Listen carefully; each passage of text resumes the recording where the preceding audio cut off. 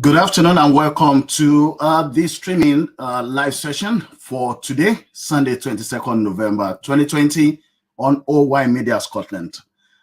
Remember, our programs start at 6 and start with a sort of news highlights. And the news highlights that we have for this week start straight from the Sunday Times, and it comes under the heading Priti Patel faces acts in reshuffle over competence. Boris Johnson is set to ask Priti Patel as Home Secretary in his next reshuffle amidst questions in Downing Street over her competence, as it emerged that a report into her conduct found that she told civil servants they were F-word useless.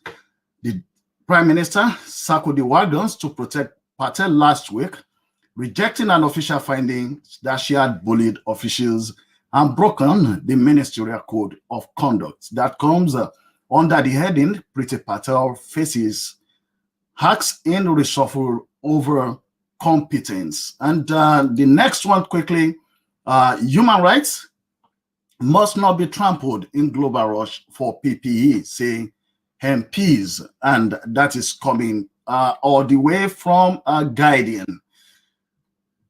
MPs and experts in the procurement of personal protective equipment have said human rights must not be trampled in the rush to secure PPE for frontline workers via global supply chains.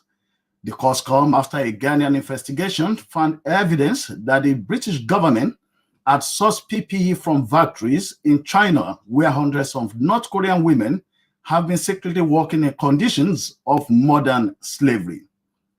These findings are extremely concerning and we worry all will read them, said the Labour MP and shadow cabinet member Rachel Reeves.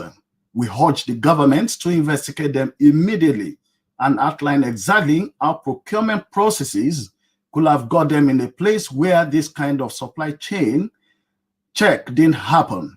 The UK's ethical obligations should not be jeopardized at a time like this. That comes all the way from Guardian News paper, and it comes under the heading Human Rights Must Not Be Trampled in Global Rush for PPE, say MPs. And the last one for this week, that is coming straight to local news right here in Paisley. And this is coming from Daily Records. The Paisley Centre has been sold as part of a multi-million-pound deal. The Paisley Shopping Centre has been sold in a multi-million-pound deal as part of plans to transform the heart of the town. The shopping complex in the High Street has been purchased by Beyond Retail Property Fund Limited, which specializes in redeveloping retail property. The new owners, who put pen to paper to confirm the deal yesterday, hope to revamp the center to create new residential properties and a mixture of retail, leisure, and commercial units, together with new outdoor public spaces. The sale was prompted by the ambitious Vision for Paisley Town Centre 2030 project. That's from Daily Record under the heading, The Paisley Centre has been sold as part of a multi-million-pound deal. And that brings an end to our news highlight for this week.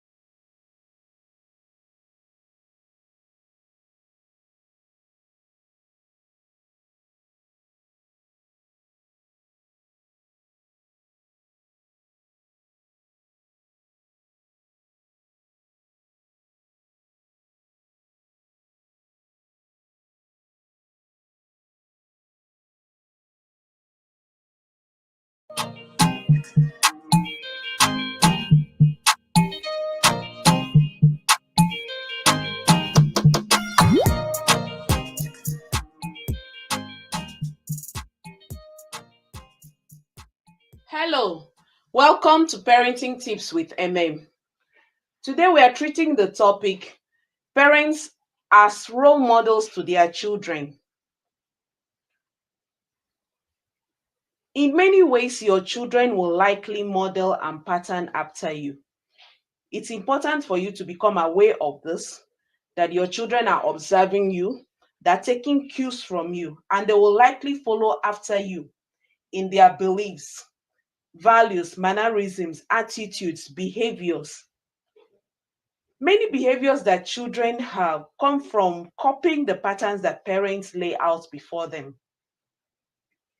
By nature, imitating is one way that children learn. They pick up a lot from the environment by being observant and mimicking what they see. So, as they keep observing their parents act in a certain way, without consciously meaning to, they will try to repeat what they see. It has been said that actions speak louder than words. As parents, we influence our children with our words, but our actions will tend to be more impactful and influential on them. So, work on being the best model of who you would like your children to be character wise. Let's explore some areas that parents should be conscious of. This list is by no means exhaustive. The first point I would like us to look at is that your disposition to the things of God matters. Parents will influence the religious values of their children. The question is, how do you treat God and the things of God? Are you passionate about God, or do you drag to service and have a tendency of complaining about everything? Do you really enjoy worship? Is there enough joy and excitement in your relationship with God? Enough to rub off on your children? Parents who complain about the church and exhibit boredom with the things of God may raise children who grow up to resent God and the church. Letting your children see how important God is in your daily life has the potential of aiding your children make God an important person in their lives. Secondly, how parents treat people matter. Yes, we are to love the Lord our God with all our hearts, and then we are also to love our neighbors as ourselves. Parents who make a habit of humiliating, belittling, shaming, and criticizing others, especially those who are less privileged, are communicating to their children that these other people and their feelings are not important, and so they should be treated with disdain and disrespect. On the other hand, parents who value people and choose to treat others with respect are good role models for their children. It's also good to model a healthy relationship with your parents. We know that while the earth remains, seed time and harvest shall not cease. What you sow into the lives of your parents, you will likely reap from your children. So resist the temptation to rehearse the fault of your parents to the hearing of your children. Let your children see that you deeply love and respect your parents and that you are doing your best to honor them. Where there have been human errors and mistakes have already been made, seriously consider making the necessary amendments.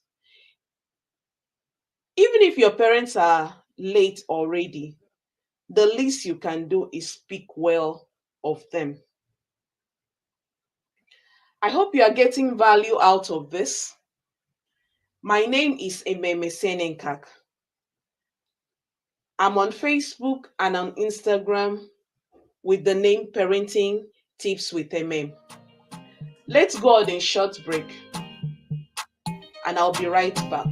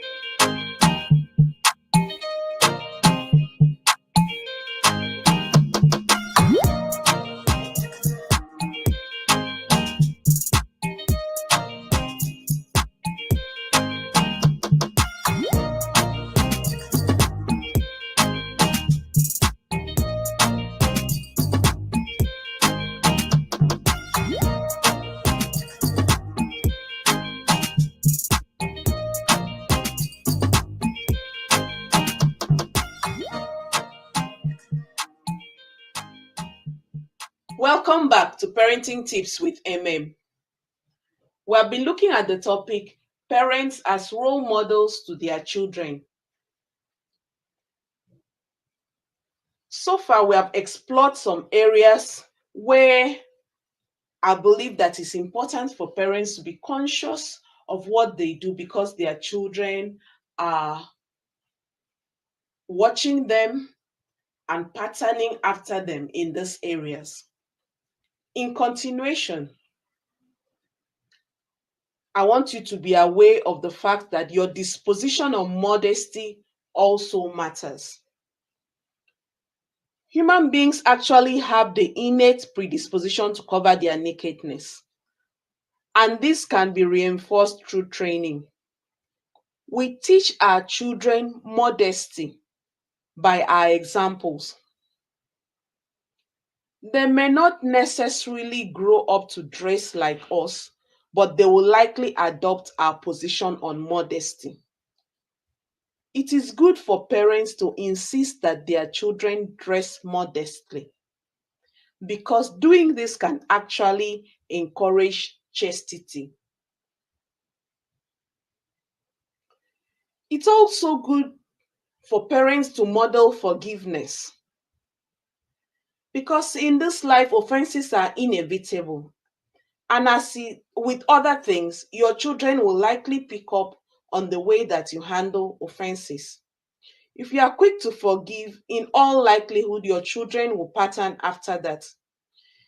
If you have a bitter and unforgiving attitude, your children may also grow into bitter, unforgiving adults. So model forgiveness before your children. It's also important for parents to model authenticity. In other words, walk your talk. Parents who have to carefully practice what they preach. Our children want to see authenticity, especially so in the teen years. Once your children can establish that you are credible, they'll find it easier to invest their trust in you and look up to you because they deem you dependable.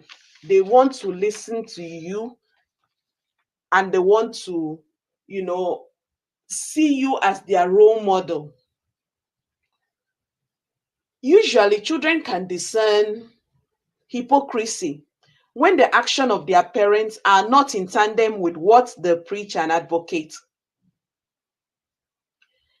This can make children confused and disillusioned.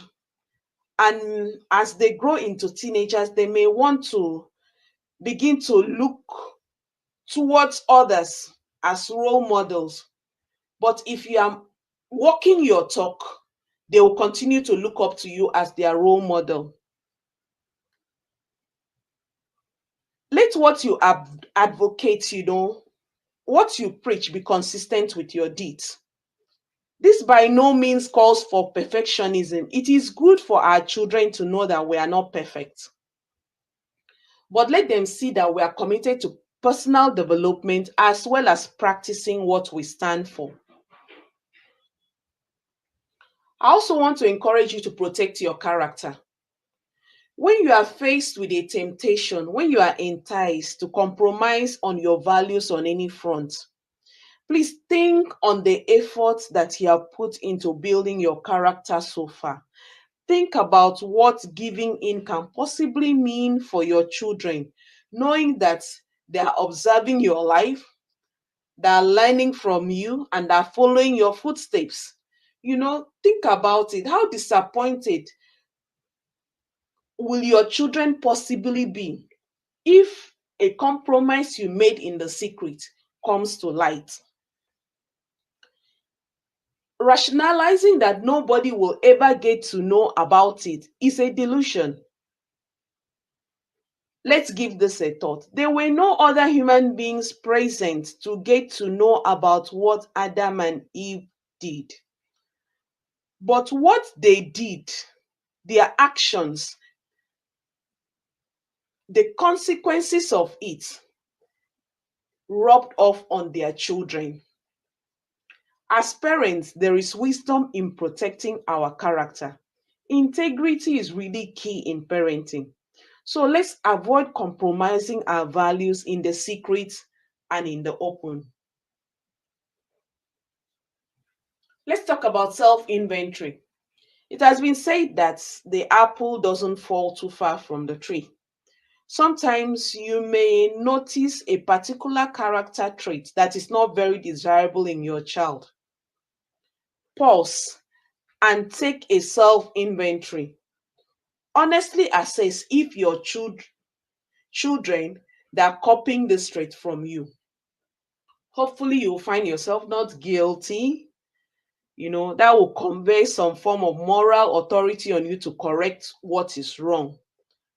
But if you are guilty, you have to work on correcting yourself first and then become the champion of that good character trait before your children. Teach it and model it. So, what we have shared so far is that essentially what parents do on a daily basis will influence their children because parents are the first role models that children have. Thank you very much for spending this time with me. My name is Emem. I'd like to have you on our social media community. The name to find on Facebook and on Instagram is Parenting Tips with Emem. Until next time, I'd like you to remain blessed and to remember that God keeps all of his promises.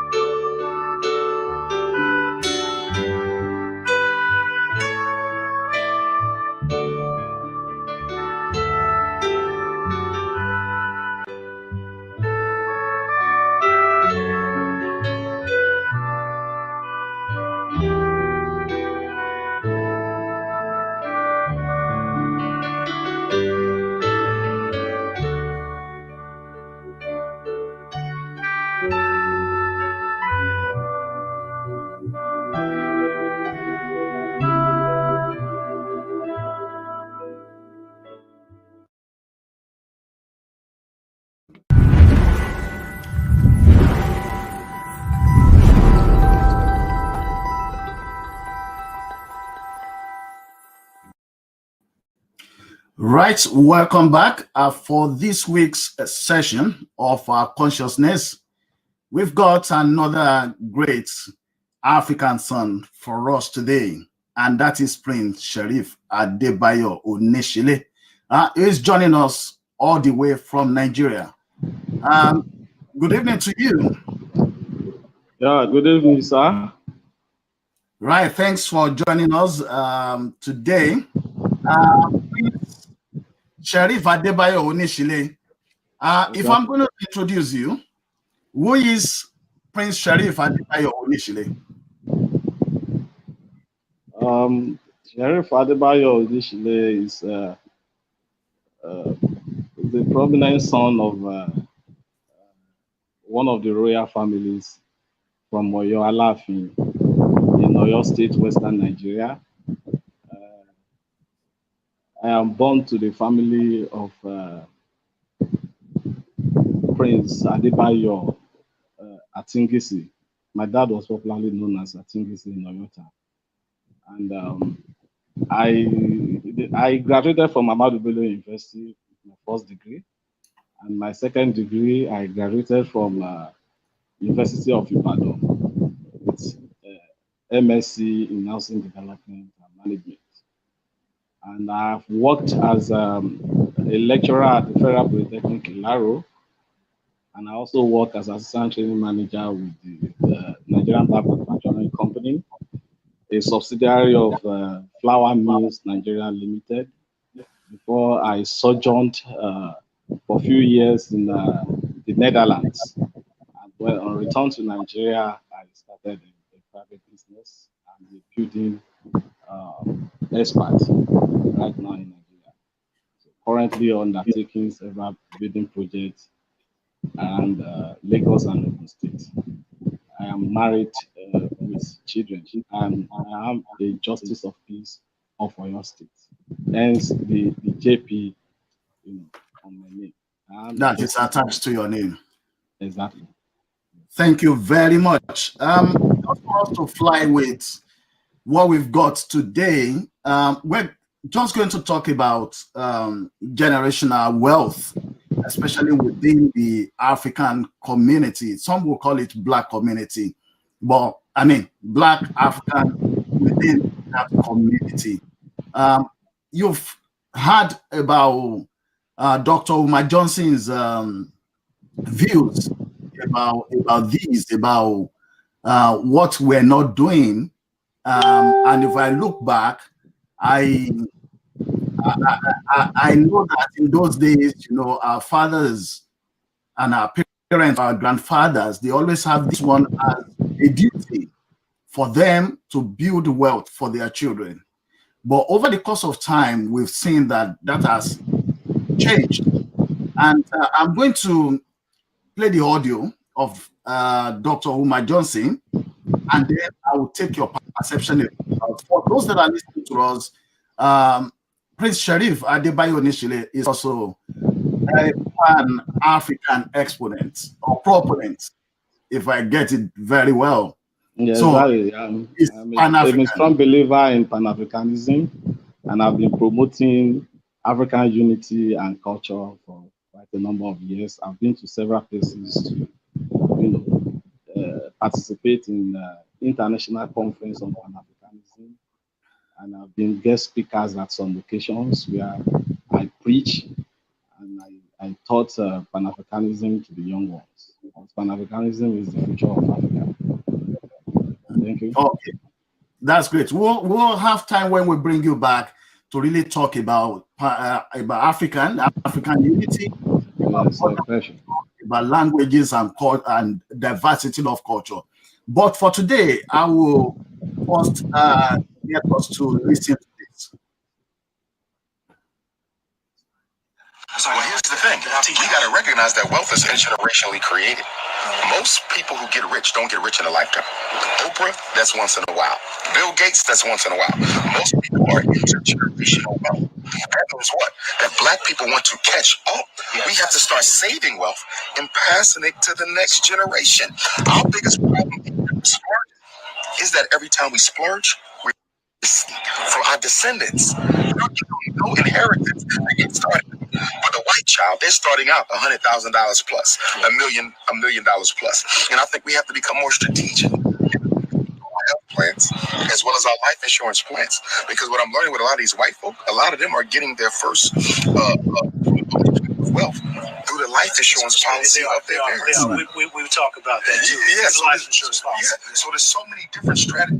Okay, let me pause it there for now. Dr. Omar Johnson was talking about wealth, that the host community, and I mean, you are going to give us a perception about what is happening in Africa at the moment, but in Europe and the West, the host community, they have a sort of a plan for their children. And we know Africa used to do this before. So they start off their children on a certain level of wealth, which makes them to be ahead of others. Now, this value is being eroded within the African communities in the West, in the West and Europe. Majority of our children are trained to go to school, to graduate, and then to get into work. A sort of a work of 9 to 5, while we have the other part of the community where they are, packaging, if so to say, financially packaging their children to get on the property ladder, to get investment, and then for them to be ahead of others. So from your own view, is this what is happening in Africa? And if that is what is happening, why, if I could ask that, why do you think it's happening? I think when we relate what Dr. Omar Johnson has just said to what is happening in Africa, we have to look at the dichotomy between African people and the black people in diaspora. You understand? Our circumstances diverse. So if we have to address this issue, we have to look at it from the perspective and from the context of the situation in Africa, which is quite different from the situation in the Western world. Actually, we have a lot of black people, in Western world that try to imbibe or imitate the white population, the white culture. But you see, the capacity of the black people, to imbibe 100% of the practice of the white people in terms of passing the generation weight to their children and grandchildren is, has been grossly affected by racism. So they don't have the same opportunity. We have to look at it from that angle. So if I have to come home here in Africa, traditionally, our ancestors imbibe this culture and they pass it on over and over again because we have what is called family occupation. And the essence of family occupation is to empower the children to inherit whatever occupation the parents are involved in. The male child, the girl's child, they have, the female child, they have, different kind of line of business. So if a father is, it's like for instance, if a father is a farmer, so he want to pass it on the male children. And if the mother is a adire maker, tie and dye maker, definitely she's going to pass it on to the female children in the family. But, along the line, there's a kind of disconnection. And this disconnection, I can say, was influenced by, a number of factors. There's so much poverty in Africa.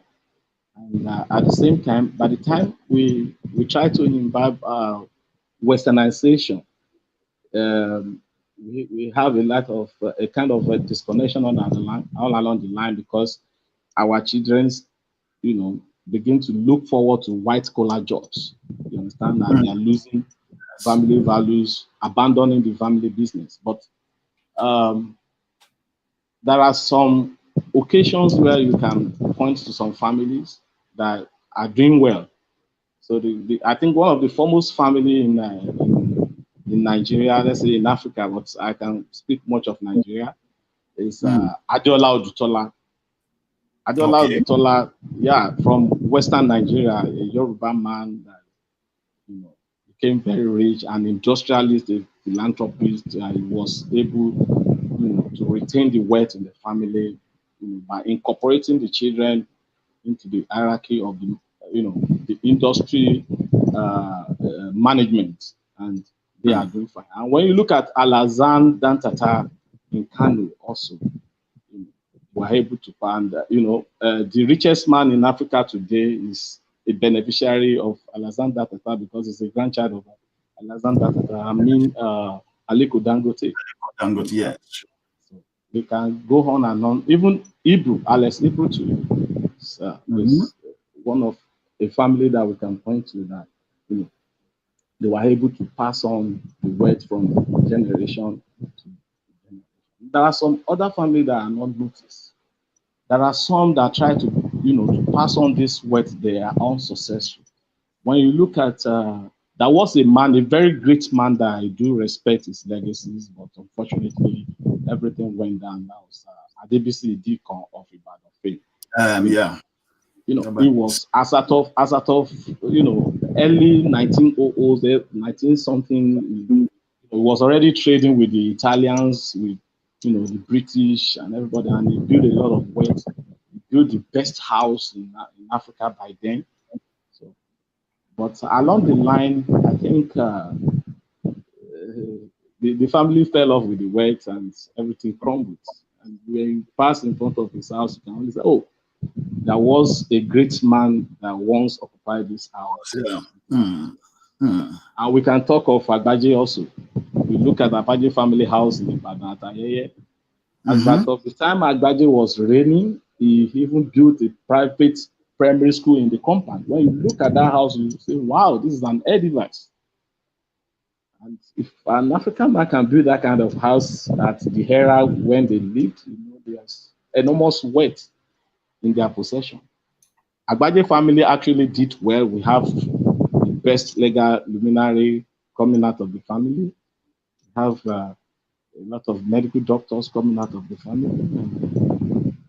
Because this generational wealth we are talking about might not actually be in form of money. It might be skill, it might be properties, it might be knowledge, education that we pass on to the children and we sustain them in the future, and we can expand from there. Yeah, or even the name. What Dr. Johnson was even referring to, it is not that the white community or the Western world also, record a kind of substantial success in their practice of, passing the wealth to their generation. We had some people that went bankrupt abysmally after the death of their ancestors, and they couldn't sustain the family, and you can only read about them in history. Yeah, thank you very much. Because the aspect, one of the aspects we've looked at is that when you, some of the industries or companies here, you see some of these companies that they will, let's say you talk about Sainsbury's, you see some of them, they will put like, the company started in 1846 or 17, and they've been able to hold that on right up until now. But when we come to Africa, and let's even pick Africa generally, we really don't have this heritage of businesses that have been set as far back. I mean, Africa has a great history about our forebears going into businesses. We have like, let's say when we talk about Benin Empire, we can talk about the great thing they've done there. We talk about the Empire and on like that. And you just find out that we can hardly point at any heritage wealth or business that has sustained that period. Would you consider that this is due to political instability in Africa? Partially, I will agree with you, but basically, we have a lot of factors that are plaguing African society, economically, politically, socially. So the Western world, they have the technological, scientific, industrial or capacity to repair, even if they are going distress. And educationally, they prepare their children. You understand for Yes. future. They prepare their children to take over their fortunes. They have been learning about money management. They've been learning about capital markets. They've been learning about real estate investment. From the tender age, and they've imbibed a lot. But unlike Africa, we have our peculiarities. We are being plagued by a number of factors. When you make reference to 18 something, by 18 something, we had our, empires being invaded. As out of 19th century, we are being invaded by the so-called world powers. You understand? We are invaded by the Portuguese, by the French, and there's no, by the British, also by the Spanish. There's no way our civilization will not be truncated or in one way or the other, aired down. Because whatever they make us do, they condemn it. Yeah. And they subdue us, to believe, to reason in their own way, especially in the Francophone countries. The French had a practice of assimilation instead of the British colonization system. Assimilation means you have to think like a Frenchman.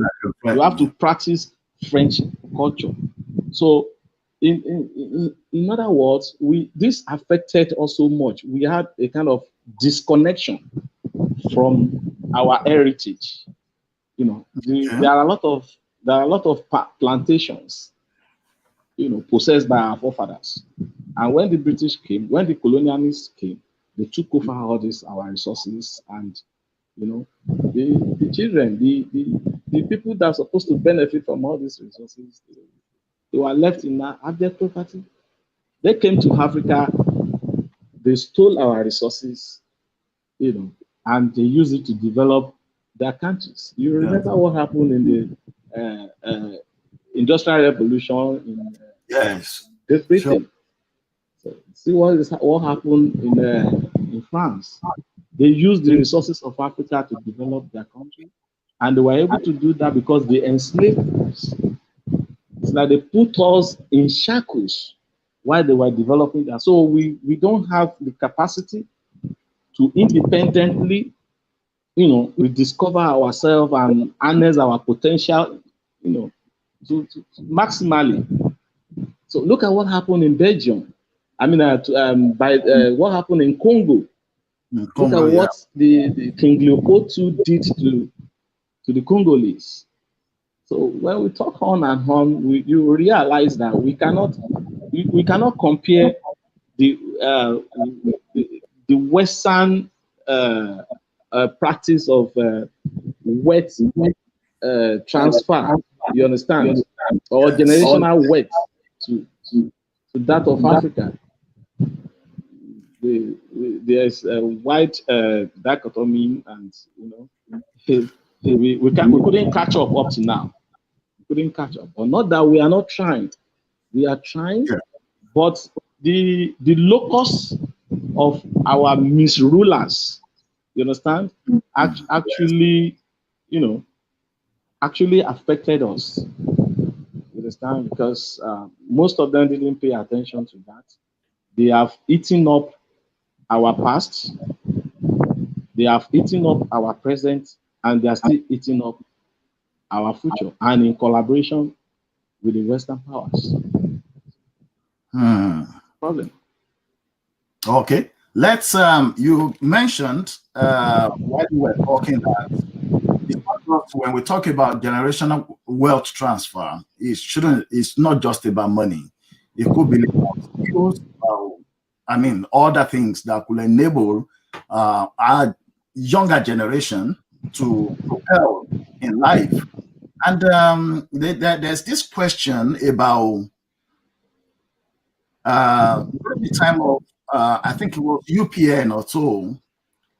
There was a time with the school curriculum, there was a sort of a package of people having to studying what you can call like trade skills in those days. And I could remember very well that quite lots of machineries and equipment were bought for secondary schools.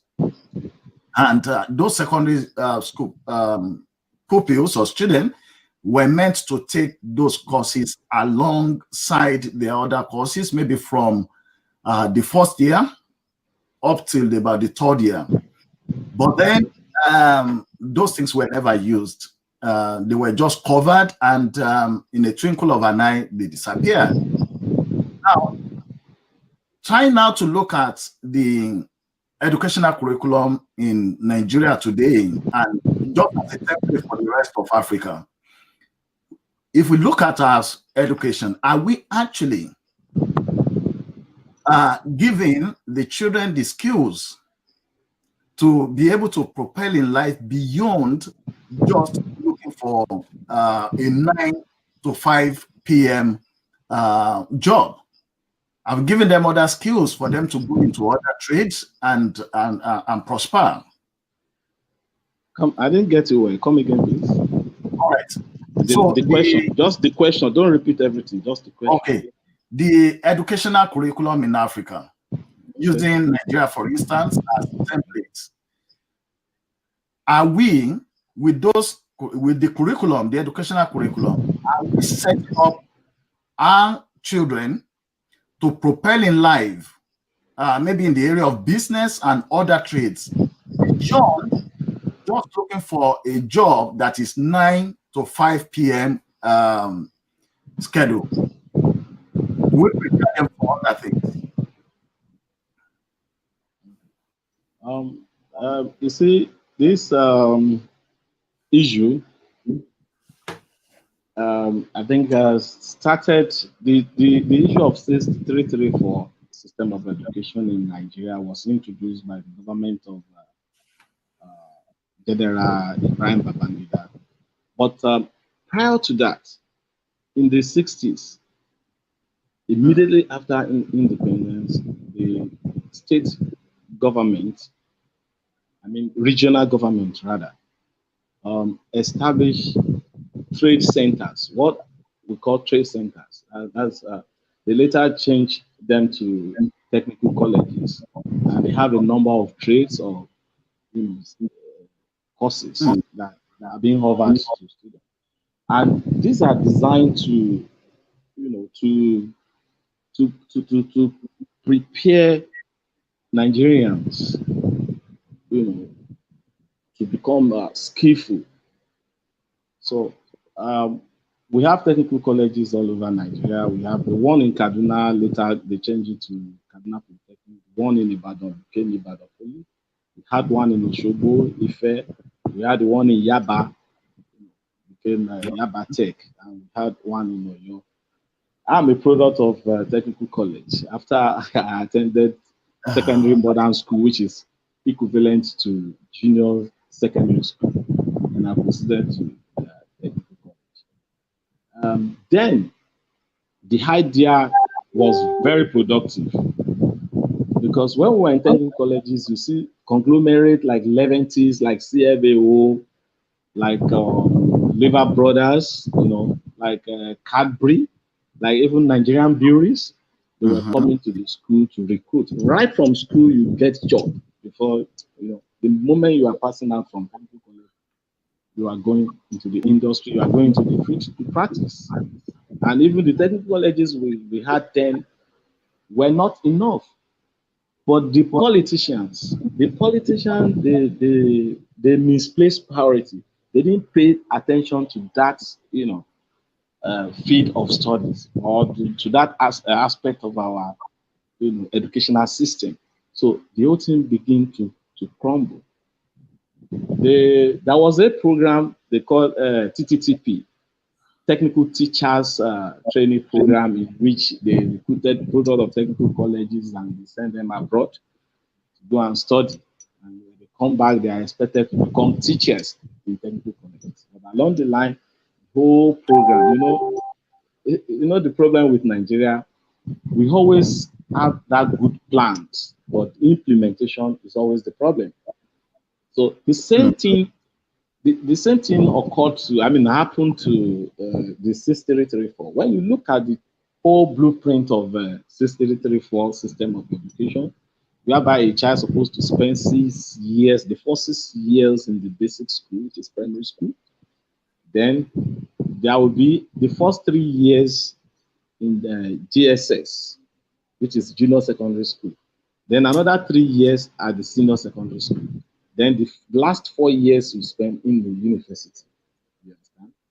So at JSS, you can, by the time you are finishing GSS, you can shift over to technical college and spend another 3 years, which will be equivalent to the SSS. Okay. See? Then from there, you can go up to university or go to polytechnic. But the problem are so enormous because the people that sat down and designed that educational system, most of them are civil servants. They are not technocrats, and they don't understand the nature of technical education. So you see, you could see a lot of holes in the whole system. Understand? Sure. When you shift to technical college from GSS, when you look at the age of a child, going to technical college, by the time you are entering technical college, you are expected to be taking courses which are science-based, because whatever we are doing at technical college are science-based. If you go for carpentry and joinery, you go for bricklaying and concrete making, if you go for automobile mechanics, vehicle body building, electrical installation, instrumentation, fitting and machining mechanics, catering and hotel management, and so on and so forth. You need basic science. And these are students that are coming from JSS that don't even have adequate, basic knowledge of sciences. Because at technical college, you have to take up courses like chemistry, physics, technical drawing, which are basic. And you cannot escape it. So at the end of the day, by the time they are exposed to the retraining of skill acquisition, they will be found wanting in the area of sciences. And science and technological, technology, they go hand in hand. Yeah, so sure. At the end of the technical college, we are producing technical college leavers that cannot fit in. They might acquire the skill, but the science behind the skill, they don't know it, they don't have it. So they cannot gain admission to university, they cannot gain admission into the polytechnics. As of the time we are coming out of technical college leaving certificate, like we have the City and Guild of London exam, which is professional, craft trading certificate, and laboratory test certificate. All those 3 certificates, are not part of the basic requirements that you can use to get admission into university or polytechnic as of today. So you have to go back and sit for GCE. So you can see the hole in the system. So which means a graduate or a school leaver coming from technical college already reached his bar. You cannot go further anymore. Sure. Because you have to end up in industry and become a factory worker, so to say. You understand? And that will limit your potential to rise in life, because the maximum you can reach in industry is to become a supervisor, a foreman, or a supervisor. So it will be hard for you to become a manager because you don't have the educational background to have necessary managerial skills. And moreover, we believe in paper qualification. Yes. Not in ability or capability of individual. Secondly, the secondary schools that that were designed to, I mean, SS schools that were designed to cover technical subjects like metal work, woodwork, building technology, electrical, automobile, technical drawing. The federal government then they sent a technical committee to 2 countries, Romania and Bulgaria, to purchase equipment for introductory technology subjects in secondary school. These are countries that possess inferior technology. You understand? Compared to a country like Germany, compared to country like England, I mean Great Britain or France or USA or even Japan. You understand? So by the time all these equipment arrive in Nigeria, the government are not even ready. The buildings and other infrastructures are not in place. So most of the schools they supply this equipment to had to put the equipment in the open compound where rain are beating them, and they don't even have adequate teachers because we were not adequately prepared then. Yes. We didn't pay attention to the training of technical teachers to effect the policy or the educational system. So at the end of the day, most of the schools were invaded by armed robbers. They carted away the equipment. And some of the schools that put the equipment into use, ended up abandoning them because these equipment are of low quality. You understand? Because they are coming from Bulgaria and Romania. And when you look at those ones they supply even to the north, some of them they didn't even use them. Some of the school principals made sharp practices with them. They invited people from outside to come and buy them up. That was it. So that's why that system actually, crumbled. And at the end of the day, we went back to the old system of training our youth to become civil servant or office workers, and that comes down to your, to your questions, and that is what is prevailing right now. When you look at most African countries, they pay attention to white collar jobs, and sincerely speaking, when you look at it, if you have 2 children, one is studying engineering and one is studying, let's say, economics or accounting at the university, you realize that a graduate of accounting have a potential to, to break through easily than the graduate of engineering, because our industries in Nigeria are dying daily, even the whole of Africa. Yes, they are dying. That is it. Yeah, I think you're very correct. And we'll be going for a short ad break now. And when we come back, we'll continue with our chat with Prince Sheriff Adebayo-Onisile JP.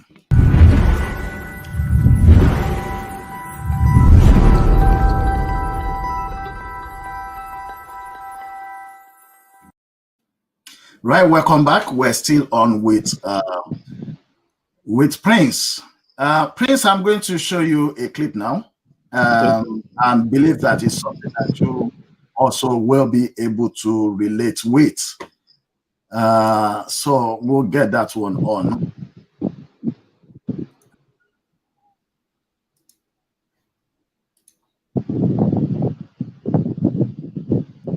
How does the community take care of itself? According to a recent study, a single pound circulates in the Asian community days, in Jewish days, in white communities for approximately 17 days, and the black community, £6. What we at the Black Wall Street UK. Right. I don't know whether you get sound with that. I got a sound, but the image is too small for my vision. They are I'm quite not with, fast. I'm not with my glasses. That's fine. Let's see whether we can get this in a much wider context. Yeah, try to get that on. Okay. And then we'll make it this way. I think it should slightly be better that way. 1 minute, just 1 minute. Just make sure we get.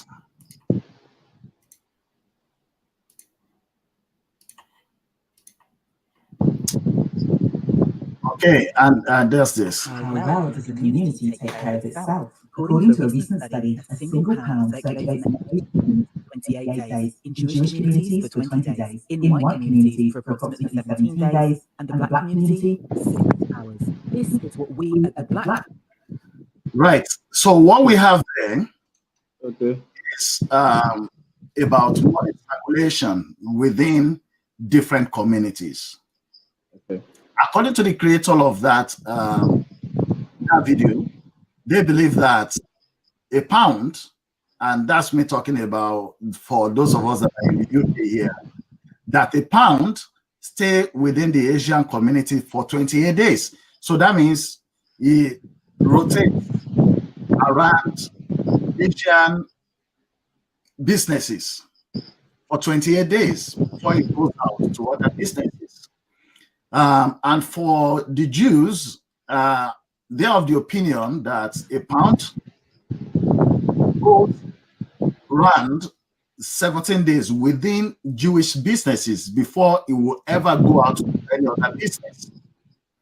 And then when it comes to Africa, they said within 6 hours, to show that maybe Africans will prefer product from other communities. We prefer to, and this is going to be a bit expansive, so I want you to listen very well. So they have the opinion that money doesn't stay that long within African community, within African businesses, because we prefer to spend our money for businesses in other communities. So that is one. Secondly, we've just few days ago, about 2 days ago, we have what they call Black Friday, where, you know, commodities and stores, gadgets, you know, at a giveaway price. There's a school of thought which believe that Africans spend massively for maybe products or things to show class. And of course, you've listened to Johnson severally on, you know, his view about the fact that even Africans that should stay in order to move forward, that we're actually the one that is spending more to the detriment of our society. Now, that is for us that are in Europe and West. But I've also heard that even in Africa, and I'm still going to use Nigeria as an example, there has been some complaints in the past and even present that even our people that we don't like buying things that are produced in the country, that we prefer to buy things that come from abroad. While we have the issue about quality, but also majority of people think that maybe because we were colonized by Britain or the West, tend to veer towards purchasing things that come from the West rather than buying things that are by us. So are you able to connect these two video about money really not circulating within our community here? I mean, these are two those of us that are in Europe and West, we have that problem where we don't want to buy from businesses within our community but we want to spend money out. And which we could see that the Asians and the Jews, those are the, I mean, major two communities that people will always point to in this country as communities that have moved on, of course, far ahead of Africa. So, you also have these other parts in the with Africa as well, where they prefer to buy things that are from the West rather than the ones that are produced at home. So, can you connect these two areas, these two parts, Africa and the West, and the way we prefer to spend money out rather than, if you're able to connect it, where is the problem and what is the solution in your own view? Yeah, thank you very much. This has been one of the key issues in the campaign of Pan-Africanism, because we have been campaigning and creating awareness to Black people all over the world to patronize Black business, so that the Black business can sustain, can survive, and can expand. And it is when Black people's business sustain and expand, and that is when we can possess wealth. That is why we can create employment. You understand? But you see, this has to do much with the sensitization of Western products by our so-called leaders. You understand? Our leaders are not living by examples. You understand? Yes. Even when they steal money from public treasury, they take it abroad. So the money doesn't stay in our economy.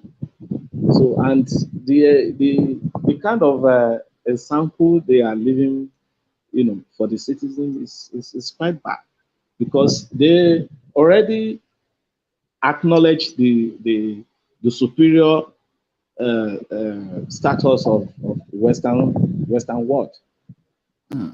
You start from education. They have to take their children abroad to study, and they have to pay a lot of money to do that. You see, a single politician, spending huge amount of money that is on one child, that is enough to train 100 children here in Nigeria.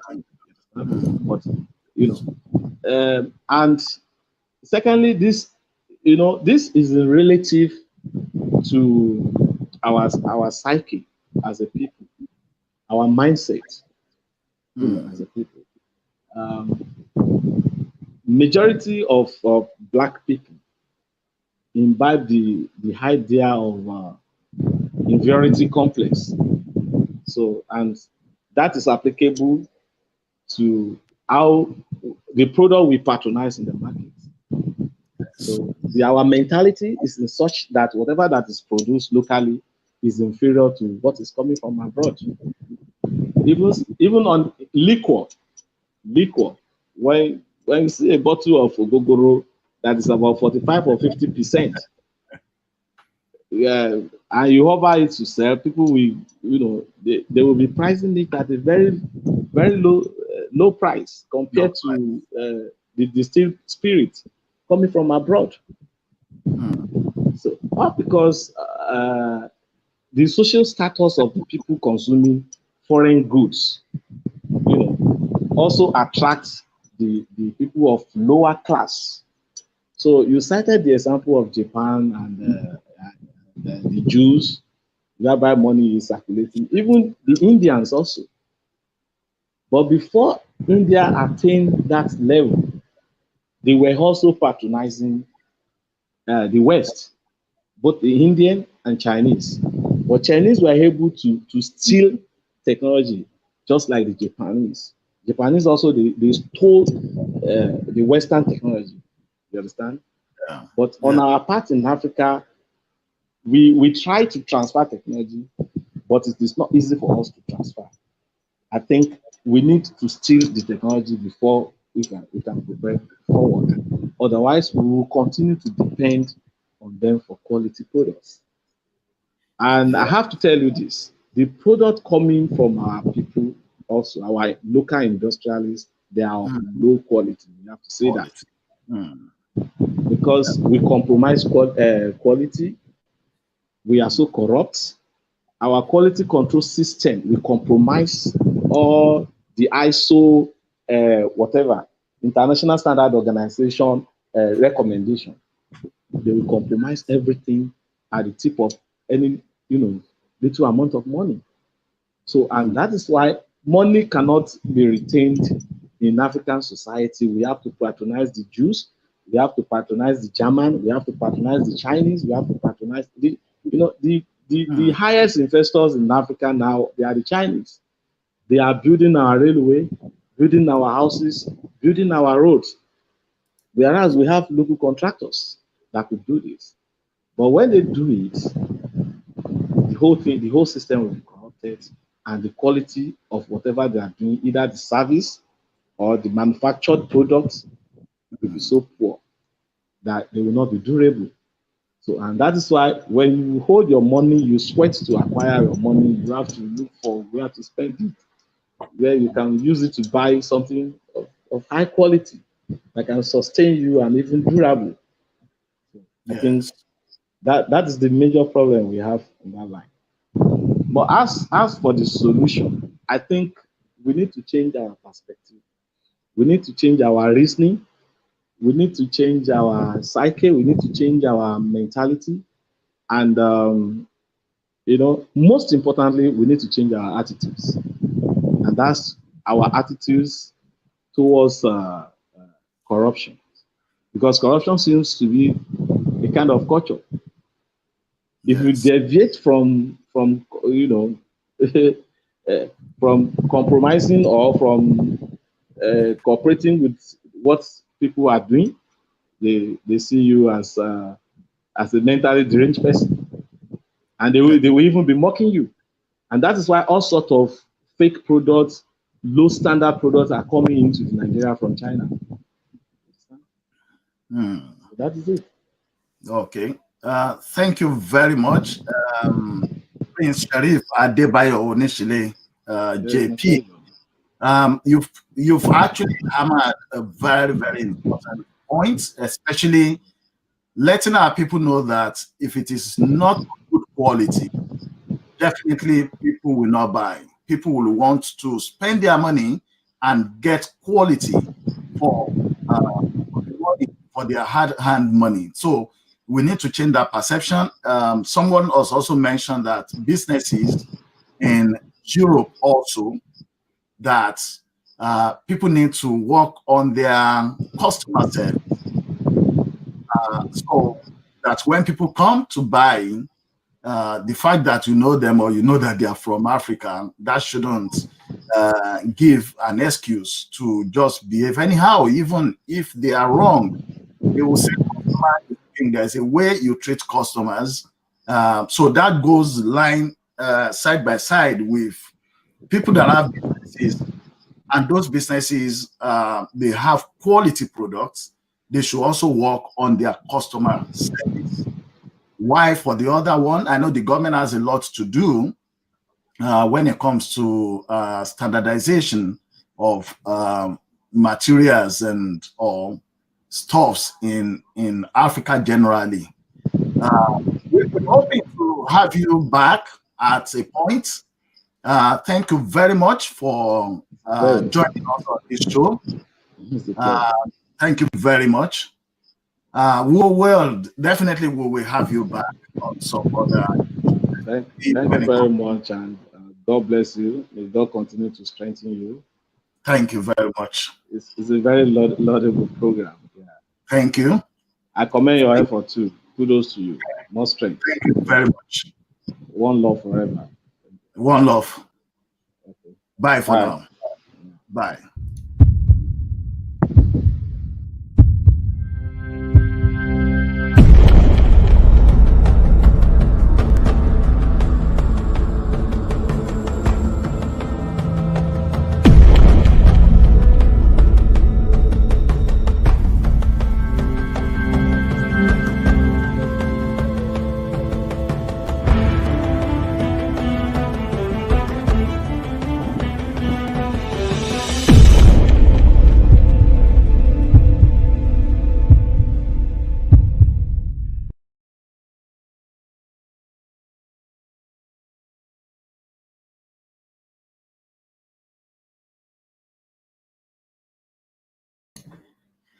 Thank you for all those that have joined us for today's program. The next program online is, we've got another guest that is right on waiting to get right in.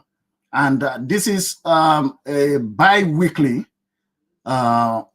program of the Yoruba Referendum Committee. So I have with me today Mr. Femi Odedeyi, one of the leaders of Yoruba Referendum Committee. We use the name Alagba. Femi Odedeyi, you are welcome to the program, sir. And I'm happy to be on the program. Yeah, Ekabo. Ṣé àlàáfíà làbá yín? A dúpẹ́ o, àlàáfíà ni gbogbo wa wà o. Àlàáfíà ni wọ́n wà o. Ọlọ́run á dẹ̀ tọ́jú gbogbo wa o. Ọlọ́run á kíìpù gbogbo wa o. Búburú kan ò ní ṣubú lu ẹnìkankan. Àrùn karùn kan ò dẹ̀ ní dé ibùgbé ẹnìkankan nù wa o. Àmín, àmín. Ẹ ṣeun, ẹ káàbọ̀. Èyí tí mo kọ́kọ́ fi àwòrán rẹ̀ hàn àwọn èèyàn wa, ẹ jẹ́ n wò bóyá wọ́n àtún lè rí ní sàlẹ̀ lọ́hùn. Ní pé referendum is the new way to freedom. Àwọn ẹgbẹ́ ọ̀dọ́ yín, Yorùbá Referendum Committee, wọ́n gbà wípé ọ̀nà tí Yorùbá lè gbà tí ó lè bọ́ lọ́wọ́ ẹrú ó ní wípé ká ṣàdìbò náà ni pé kí la fẹ́. Ṣé bí Nàìjíríà ṣe wà ní ìsìn náà la ṣe fẹ́ máa bá lọ ni àbí a fẹ́ nǹkan míì? Ìbéèrè tí àwọn èèyàn wá ń béèrè ni pé bí ẹ̀yin ṣe ń sọ referendum, àwọn kan sọ restructuring. Kí ni ìyàtọ̀ àti wípé ní abala ti tọ̀dọ̀ yín, kí ni ẹ̀yin rò wípé wàhálà tó wà nínú ọ̀rọ̀ restructuring, kí ni wàhálà tó wà ńbẹ̀ tó fi jẹ́ pé kò lè gba ìdásílẹ̀ tí ó yẹ kí ọmọ Yorùbá ó gbà? Ẹ ṣe rí ọ̀rọ̀ restructuring yẹn bí àkójọpọ̀ ọ̀rọ̀ ni, òun ló kó gbogbo ọ̀rọ̀ pọ̀. Tá a bá ní restructuring, nǹkan tá à ń sọ ni pé a fẹ́ tún Nàìjíríà tò. Ọ̀nà wo ni a wá fẹ́ gbà láti tún tò?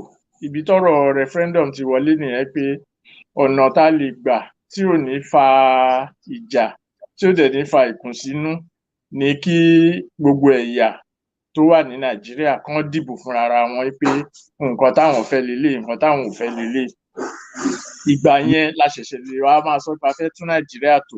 Tá a bá ṣe yẹn, ohun tó dẹ̀ ṣẹlẹ̀ ni pé láti bẹ̀rẹ̀ pẹ̀pẹ̀, àwọn kan máa ń sọ pé kí lọ lùgádì káwọn elédè Gẹ̀ẹ́sì tó dé, kán tó dá wa papọ̀, pé gbogbo wa ti ń bára wa ṣe pọ̀, àti ní à ń trade pẹ̀lú ra wa, à ń ṣe gbogbo ẹ̀.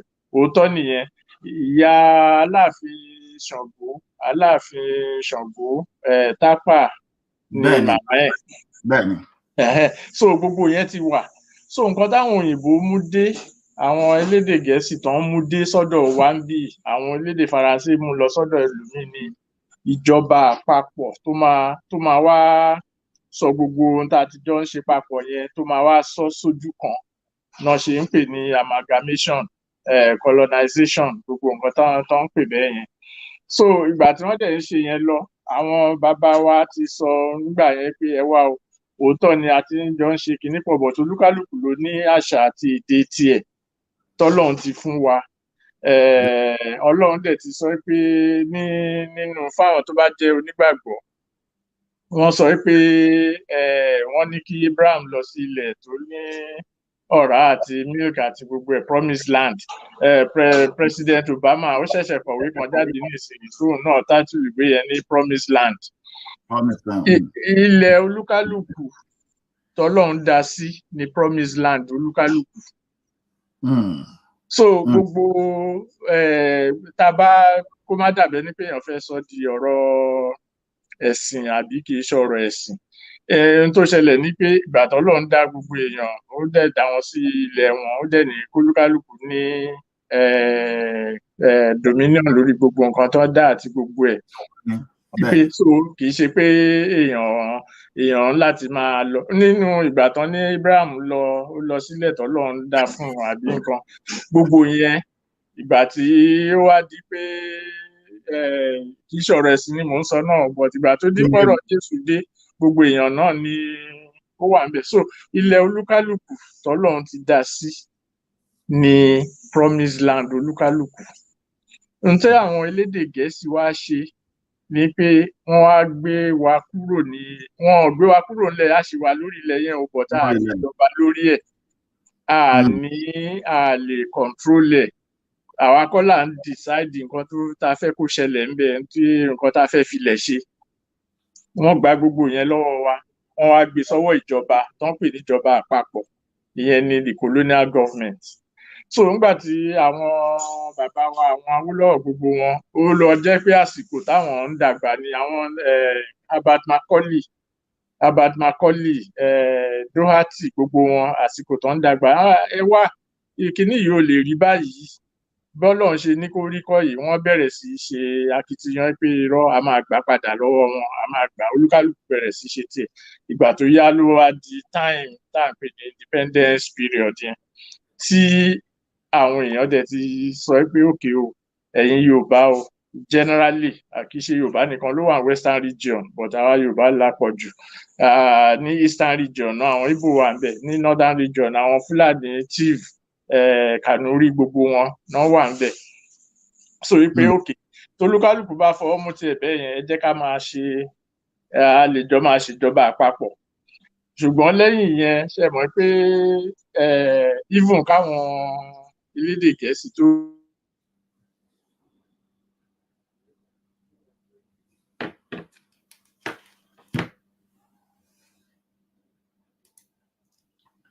Yeah, we're hoping that the internet will connect back. So in the meantime, we'll get okay. tó ń lọ tó ń bọ̀ so ìgbà tó dẹ̀ yá wọ́n bẹ̀rẹ̀ tá a bá dẹ̀ wo ìtàn Nàìjíríà dáadáa ìgbà táwọn ológun gbàjọba ní January 15, 1966 tá a bá wò ó kó tó di wọ́n gbàjọba yẹn kò sí region kankan tó ń bá region mi jà a mọ̀ pé ìjọba àpapọ̀ fẹ́ dojú ìjọba western region kalẹ̀ wọ́n fẹ́ dojú ẹ̀ kolẹ̀ wọ́n parí action group but western region àti northern region ò bára wọn jà western region àti eastern region ò bára wọn jà eastern region àti northern region ò bára wọn jà àwọn parties tó wà ní control náà fẹ́ dojú ìjà kọ action group ní western region so nígbà táwọn ológun dé Ìrọ̀nsì ló gbàjọba tó gbàjọba ló bá da gbogbo region yẹn rú ó ní wọ́n ń bára wọn jà ní kó tó dìgbà ìyẹn ló wá lead sí gbogbo Biafra àti gbogbo ogun yẹn but kó tó dìgbà yẹn region kankan ń ṣe tiẹ̀ lọ ní even bọ́n ṣe fẹ́ dojú ìjọba western region bolẹ̀ western region ò gbógun ti eastern region ò dẹ̀ gbógun ti northern region west ò dẹ̀ gbógun ti north olúkálùkù sì níjọba tiẹ̀ wọ́n dẹ̀ ń ṣe bọ́n ṣe lè fẹ́ ṣe so ìyẹn ló fi hàn wá pé látìgbà tí gbogbo ìjọba ológun dẹ̀ ti bẹ̀rẹ̀ láti 1966 yẹn títí dìsìn àti ti àwọn civilian tó wà láàrin ẹ̀ àti ti kinní tó wà láàrin ẹ̀ wọ́n ń ṣe ni nǹkan ń bàjẹ́ sí that's right tó ṣe jẹ́ pé tá a bá ní a fẹ́ sọ̀rọ̀ Nàìjíríà pé àgbà ó nìkan tiẹ̀ dá a máa sọ pé ìgbà regional administration yẹn so làwọn sọ pé òkè tá a bá fẹ́ sọ̀rọ̀ bá ṣe máa tún lu Nàìjíríà ṣe ni ọ̀rọ̀ restructuring ti wáyé ọ̀rọ̀ míì tó tún wà tó jẹ mọ́ restructuring náà máa ń pè ní true federalism yẹn pé tá a bá la jẹ́ federal system ẹ jẹ́ kó jẹ́ lóòótọ́ kó má kàn jẹ́ pé àgùnparọ́ tó ra wa jẹ so ibi tí ọ̀rọ̀ restructuring àti kinní ti wá nìyẹn tí àwa wá ń sọ pé òkè pẹ̀lú gbogbo tó wà nílẹ̀ kò ní dípà ń bára wa jà lórí ẹ̀ kò yẹ ká bára wa jà lórí ẹ̀ gbogbo wa la ní ẹ̀tọ́ tọ́lọ́run dẹ̀ ti fún ní ẹ̀bùn láti lè mọ nǹkan tá a fẹ́ fi ìgbésí ayé wa ṣe bó jẹ́ lédè wa ni o, bó jẹ́ ní àṣà wa ni o, bó jẹ́ ní ìhùwàsí wa ni o, gbogbo wa pátápátá, gbogbo èèyàn t'Ọlọ́run dá ló ní ẹ̀bùn yẹn. Ìyẹn number 1. Number 2, United Nations wọ́n tún wá ti fọwọ́ sí pé nítorí kí wọ́n tó dá United Nations sílẹ̀, ìjà ń ṣẹlẹ̀ láàrin àwọn òyìnbó náà ni, láàrin àwọn lédè Gẹ̀ẹ́sì àti Faransé àti Germany. Wọ́n bẹ̀rẹ̀ sí para wọn bẹ́ẹ̀ ni pé wọ́n ń ṣe èèyàn. Ní ìgbà tán máa parí ẹ̀ náà ni wọ́n dá United. So àwọn náà wá mọ̀ pé ó yá olúkálùkù ló ní ẹ̀tọ́ láti sọ nǹkan tó ń fẹ́, fi ìgbésí ayé òun ṣe. Ó wà nínú articles wọn ní United Nations àti human rights àti gbogbo United Nations documents. So ó wà níbẹ̀. So àwọn sọ pé ká tún wá mú lórí ọ̀rọ̀ Áfíríkà yìí, ó yẹ kójú máa tì wá pé bá ṣe ń para wa sí bẹ́ẹ̀ ni pé a kì í ṣe èèyàn ni. Òun la ẹ̀ṣẹ̀ parí EndSARS tá mọ ibi tó ń lọ yẹn. So ní Uganda nísìnyí wọ́n ti pa èèyàn bí ó ti fẹ́ tó bí 100 àbí nìkan lórí pé wọ́n demonstrate náà ni o. So tẹ́ bá lọ sí Congo Republic níbi tí Mobutu wà tẹ́lẹ̀, wọ́n ti sọ bẹ̀ yẹn di kínní. Ká má tí sọ Central African Republic lẹ́gbẹ̀ẹ́ wa ń bí yìí tó jẹ́ pé so àwa sọ pé a ní ìdájí máa treat ara wa bí ẹranko, torí a kì í ṣe ẹranko. Ẹ jẹ́ ká dìbò ká fọwọ́ síwèé pé ọ̀nà ibi táwa Yorùbá fẹ́ ni. Káwọn chief káwọn náà fọwọ́ sí pé táwọn fẹ́ rè lọ́dọ̀ tiwọn. Káwọn Ìgbò káwọn náà sọ bẹ́ẹ̀, káwọn Kànúrì sọ bẹ́ẹ̀, káwọn Fúlàní bó jẹ́ Fúlàní nìkan, bó jẹ́ Haúsá àti Fúlàní ni kan jọ ṣe láàrin ara wọn pé táwọn fẹ́ lélẹ̀. So ibi tọ́rọ̀ referendum ti wáyé nìyẹn, ipe táwa sọ pé ó yẹ ká gbé kalẹ̀ síwájú àwọn èèyàn Yorùbá ká dẹ̀ mọ̀ bá ṣe máa ṣe. Ẹ ṣeun. A sì máa wá sọ̀rọ̀ nípa àwọn ìbéèrè tí a fẹ́ fi sí referendum ọ̀hún kẹ́ tún lè ṣàlàyé rẹ̀ kó tún lè yé wa. Ṣùgbọ́n ká tó lọ sí ìbéèrè yẹn, ẹ ń sọ wípé ó ṣe pàtàkì, ìyẹn ni pé a fẹ́ pé kó ṣe dandan ni o, wípé ṣùgbọ́n ó ṣe pàtàkì wípé ọ̀rọ̀ referendum yìí wípé ó yẹ ká ṣe kó tó di ìgbà tí ọ̀rọ̀ bòmí ó tún wá sáyé.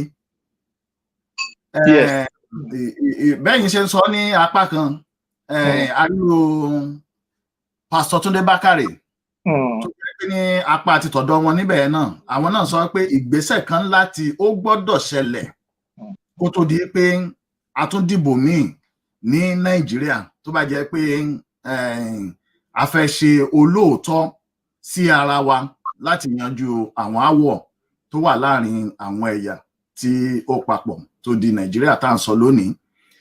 Ibi tí ọ̀dọ̀ yìí ni mo wá fẹ́ kẹ́ ẹ sọ, kí ló dé tó fi jẹ́ pé ó ṣe pàtàkì kí a tó ṣe kò ṣeé ṣe pé kí a ṣe ìbò títè tó ń bọ̀ ká wá ṣe referendum ní ẹ̀yìn ẹ̀?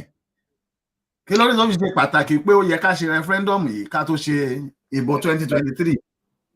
Ó ṣe pàtàkì nítorí pé bí mo ṣe sọ lẹ́ẹ̀kan, Ọlọ́run dá wa ní èèyàn tó ní làákàyè, tó ní ọgbọ́n, tó dẹ̀ ní òye. Bẹ́ẹ̀ni. So pẹ̀lú gbogbo orú nǹkan bẹ́ẹ̀ yẹn, tá a bá ní à ń gbé ilé ayé, a máa wá lo gbogbo làákàyè tá a bá ní, gbogbo ọgbọ́n tá a bá ní àti gbogbo òye tá a bá ní ká máa fi sí. Tá a bá wá ṣe bẹ́ẹ̀, tá a bá wò ó, tá a bá gbé Nàìjíríà kalẹ̀ lọ́nà bẹ́ẹ̀ yẹn, a wá wò pé okay, ká tiẹ̀ mú láti 1999 ká máa lọ sẹ́yìn jù yẹn lọ, nígbà tí àwọn Ọbásanjọ́ gbàjọba, gbogbo èèyàn mọ̀ wípé ó yẹ ká tún Nàìjíríà ṣe. Ìyẹn òun ṣe kò sí aáwọ̀ lórí ìyẹn. Ọ̀nà wo la máa gbà tún ṣe ni ọ̀rọ̀ ti máa ń wá. So wọ́n ó set up committee tiẹ̀ wípé kán ṣe nǹkan tó máa ṣe, kò já síbì kankan, ó lọ. Yar'Adua débẹ̀, ìyẹn ò tiẹ̀ pẹ́ lórí kinní tó fi lọ. Jonathan débẹ̀, ó ṣe gbogbo tiẹ̀, ó lọ. Buhari débẹ̀, wọn náà máa ṣe tiwọn, wọ́n set up committee tiwọn, wọ́n ṣe tiwọn, gbogbo ẹ̀ lọ. Ní gbogbo wọn tó ń ṣe kinní yẹn, kò sí kankan nù wọn tó tún Nàìjíríà ṣe nígbà tán dépò, nígbà tán wà nípò yẹn. So àwa wá ń sọ ní ìsìn pé òkè a ti ní láti 1999 nìkan, ká má lọ beyond yẹn o, láti 1999 nìkan a ti níjọba mẹ́rin tó jẹ́ ìjọba alágbádá mẹ́rin tó dẹ̀ jẹ́ pé nǹkan kan náà ni àwọn mẹ́rẹ̀ẹ̀rin ń sọ tí ò dẹ̀ já sí nǹkan kan. So ká tún wá sọ pé ó yẹ jẹ́ ká tún lọ ṣe mí bóyá ìyẹn á yàtọ̀. Ìyẹn mì ní pé a lo ọgbọ́n, a lo làákàyè, a dẹ̀ lo òye ni, a kàn ń lọ bí ẹranko tí ò so ibi tí ọ̀rọ̀ yẹn wà nìyẹn pé bó ṣe wà yìí a ti mọ̀ pé gbogbo èèyàn ló dẹ̀ ń sọ Nàìjíríà ò dáa, nǹkan báyìí ló ń ṣẹlẹ̀, nǹkan báyìí ló ń ṣẹlẹ̀, nǹkan báyìí ló ń ṣẹlẹ̀, báyìí báyìí ni gbogbo ẹ̀ ń ṣẹlẹ̀. Ọ̀nà dẹ̀ ti wà ńlẹ̀ tá a lè fi tún ṣe, not ìpè bóyá ọ̀nà yẹn a ṣẹ̀ṣẹ̀ lọ mú wá láti ibì kan. Àwọn ọ̀nà ta ló wà ńlẹ̀ yìí a ti lò wọ́n rí tó dẹ̀ ti ṣiṣẹ́ dáadáa ní regional government tá à ń sọ yẹn. Okay, ẹ worú ọ̀rọ̀ ẹran cattle colony àbí rúgà àbí herdsmen àbí kíní tó ń sọ yìí àbí kíní kan. Nígbà yẹn ní western region a ní farm settlements káàkiri, wọ́n ń sin ẹran bẹ́ẹ̀, wọ́n ń sin màálù, wọ́n ń ṣe milk, wọ́n ń ṣe gbogbo ẹ̀. Ká ní kíní yẹn continue ni a ti gbòòrò ju bó ṣe wà lọ. Nígbà yẹn industries wà ní different areas táwọn òṣìṣẹ́ ń ṣiṣẹ́ tó ń ṣe gbogbo ẹ̀. Nígbà yẹn western region náà ti kọ́kọ́ san minimum wage fáwọn òṣìṣẹ́ ní over 150 ọdún sẹ́yìn mò ń sọ yìí. So gbogbo nǹkan tí ìlú lè fi rọrùn àti ní rí ní ìwọ̀nba ìta lè ní nígbà yẹn, tó jẹ́ pé nǹkan tó disturb ẹ̀ ní pé a jẹ́ kó gbòòrò, a wá fi nǹkan mi replace ẹ̀. So gbogbo nǹkan tá à ń sọ kì í ṣe pé a ṣẹ̀ṣẹ̀ lọ mú wá láti ibì kan, ó ti wà ńlẹ̀ tá a ti lò.